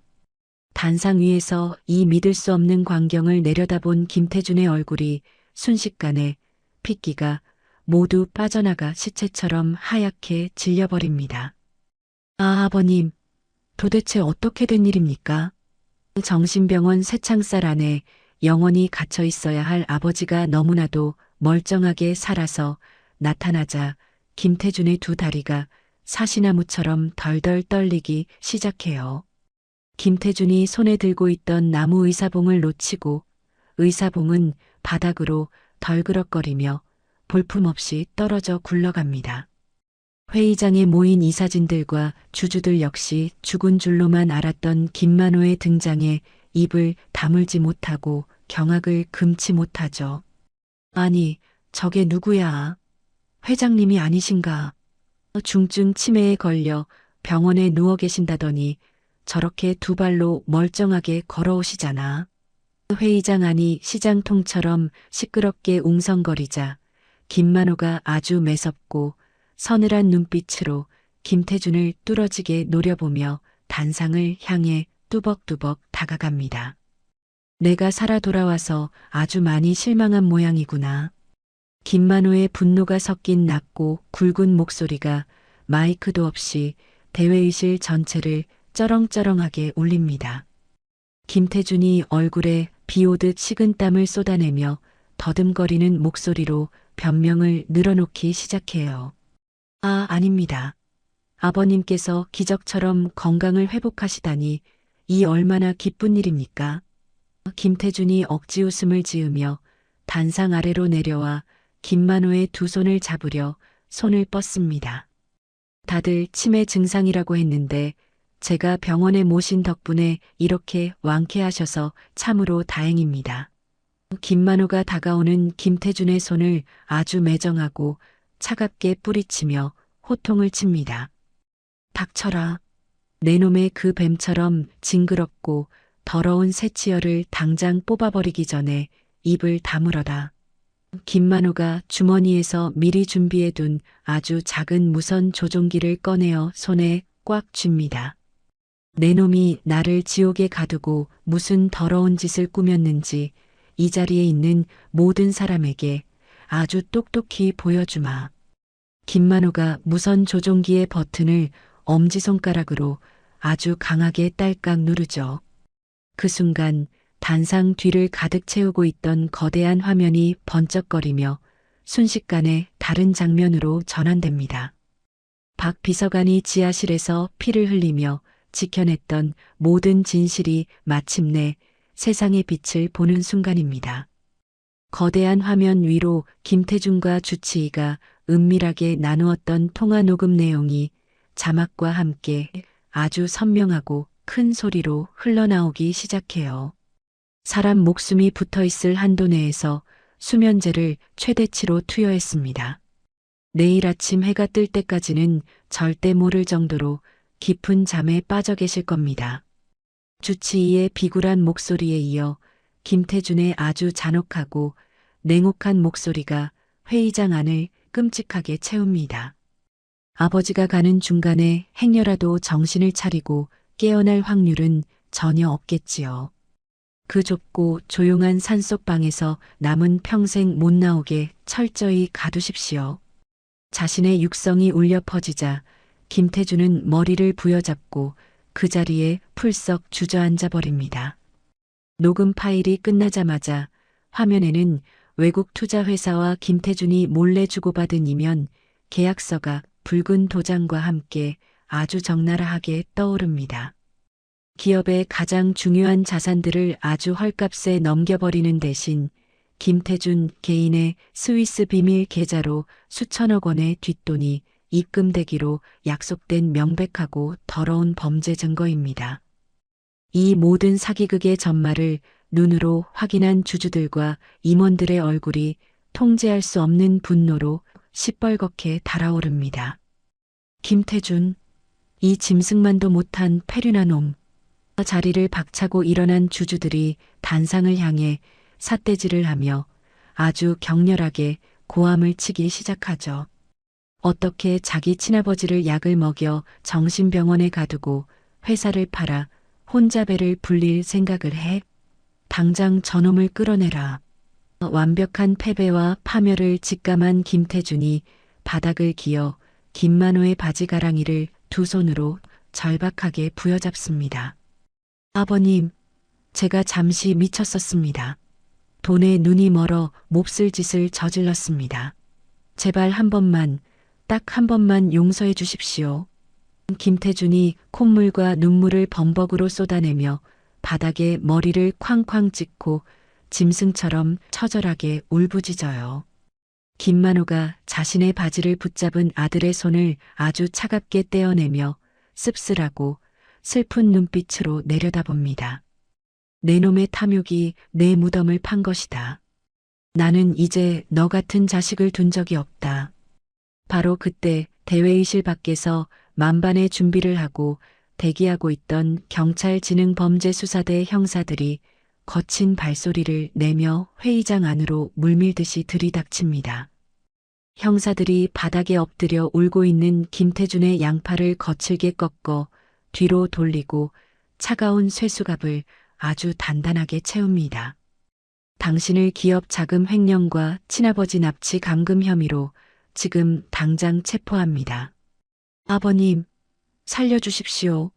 아버님, 형사들에게 양팔을 붙잡혀 개처럼 질질 끌려나가는 김태준의 비참하고 처절한 뒷모습을 보며 김만호가 두 눈을 지그시 감고 깊은 한숨을 내쉽니다. 김만호가 무거운 발걸음을 옮겨 김태준이 서 있던 단상 위로 천천히 올라서서 마이크를 두 손으로 잡아요. 존경하는 주주 여러분, 제 자식놈의 끝없는 탐욕으로 여러분께 씻을 수 없는 큰 상처와 심려를 끼쳐드려 진심으로 사죄드립니다. 김만호가 허리를 아주 깊숙하게 굽혀 사람들을 향해 진심을 담아 오랜 시간 고개를 숙입니다. 저는 이번 일을 겪으며 핏줄의 덧없음과 돈이라는 것이 얼마나 사람을 무섭게 괴물로 만드는지 아주 뼈저리게 깨달았습니다. 김만호가 고개를 들고 마리아가 서 있는 곳을 향해 따뜻하고 평온한 눈빛을 보내며 굳건하게 선언하죠. 저는 오늘 이 시간부로 태성기업의 모든 경영 권한에서 완전히 물러나겠습니다. 그리고 제 개인의 모든 재산을 사회에 남김없이 환원하여 죗값을 치르겠습니다. 회의장 안의 모든 사람이 김만호의 위대하고 역사적인 결단에 숙연해지며 이내 뜨겁고 우렁찬 박수갈채가 폭포수처럼 쏟아져 내립니다. 그로부터 아주 평화롭고 따뜻한 1년이라는 시간이 훌쩍 흘렀습니다. 모든 끔찍한 비극의 시발점이었던 깊은 산속의 성리오바 수도원 별관은 그 음산하던 철창과 쇠문을 모두 완벽하게 철거했죠. 그 어둡던 지옥은 이제 오갈 데 없는 불쌍하고 여린 아이들을 따뜻하게 품어주는 아주 밝고 예쁜 보육원으로 완벽하게 탈바꿈했습니다. 따사로운 봄 햇살이 내리쬐는 보육원의 넓은 텃밭입니다. 흙이 잔뜩 묻은 낡은 작업복을 입은 마리아가 아주 푸근하고 맑은 미소를 지으며 호미로 흙을 파서 감자를 캐고 있어요. 어머나, 올해는 흙이 아주 좋아서 그런지 감자알이 주먹만큼 크고 튼실하네요. 마리아가 캔 감자를 바구니에 담으며 옆을 향해 아주 즐겁게 말을 건넵니다. 그녀의 바로 옆에는 최고급 정장 대신 땀에 젖은 편안한 면티와 밀짚 모자를 쓴 김만호가 서툴지만 아주 정성스러운 손길로 밭에 물을 주고 있죠. 김만호가 이마에 맺힌 땀을 수건으로 닦아내며 마리아를 향해 아주 호탕하고 유쾌하게 웃어젖힙니다. 허허, 수녀님, 그게 다 내가 매일 아침 일찍 일어나서 정성껏 물을 주고 걸음을 먹인 덕분 아니겠소. 마리아가 흙 묻은 손으로 입가를 가리고 소녀처럼 까르르 웃으며 김만호의 농담에 맞장구를 칩니다. 맞습니다. 우리 보육원 아이들이 회장님이 키운 이 맛있는 감자를 먹고 아주 쑥쑥 건강하게 자랄 겁니다. 보육원 마당 저편에서는 아이들이 해맑게 웃으며 뛰어노는 소리가 산새들의 노래와 어우러져 평화롭게 울려 퍼져요. 그때 수녀원 중앙광장에 높게 솟아있는 오래된 종탑에서 맑고 은은한 종소리가 울리기 시작합니다. 땡, 땡, 땡. 1년 전 마리아가 잔혹한 사냥을 시작하기 위해 쳤던 무섭고 서늘한 그 종소리가 아닙니다. 이제는 산속의 모든 생명에게 따뜻한 평화와 휴식을 알리는 아주 청아하고 부드러운 3번의 타종 소리입니다. 김만호와 마리아가 잠시 일하던 손을 멈추고 산기슭을 타고 포근하게 울려 퍼지는 종소리에 가만히 귀를 기울입니다. 두 사람이 서로의 흙투성이가 된 얼굴을 마주보며 지난날의 피비린내 나는 아픈 상처를 모두 깨끗하게 씻어내는 아주 맑고 눈부신 웃음을 크게 터뜨립니다. 오늘 준비한 사연은 여기까지입니다. 평생을 피땀 흘려 바친 거대한 기업과 피를 나눈 자식마저 회장님을 배신했지만 결국 가장 어둡고 차가운 지하실에서 만난 수녀님과의 기적 같은 인연이 그를 다시 빛나는 세상으로 이끌어 주었습니다. 우리가 살아가면서 진정으로 믿고 의지해야 할 것은 겉으로 보이는 돈과 권력, 혹은 당연하다고 여겼던 핏줄만이 아닐지도 모릅니다. 위기의 순간에 대가 없이 손을 내밀어주는 진실한 마음이야말로 우리 삶을 지탱하는 가장 강력한 힘이 아닐까요? 끝없는 탐욕으로 아버지를 짐승처럼 내친 장남은 결국 스스로 파놓은 무덤에 갇혀 차가운 철창 신세를 지게 되었고, 모든 재산을 내려놓은 회장님은 비로소 맑은 자연 속에서 진정한 평화와 웃음을 되찾았습니다. 우리 구독자님들 곁에도 마리아 수녀님처럼 따뜻하고 든든한 귀인이 늘 함께 하시기를 진심으로 기원하겠습니다. 이야기를 끝까지 들어주신 분이 계시다면 잘 들었다고 댓글 하나만 남겨주세요. 감사합니다.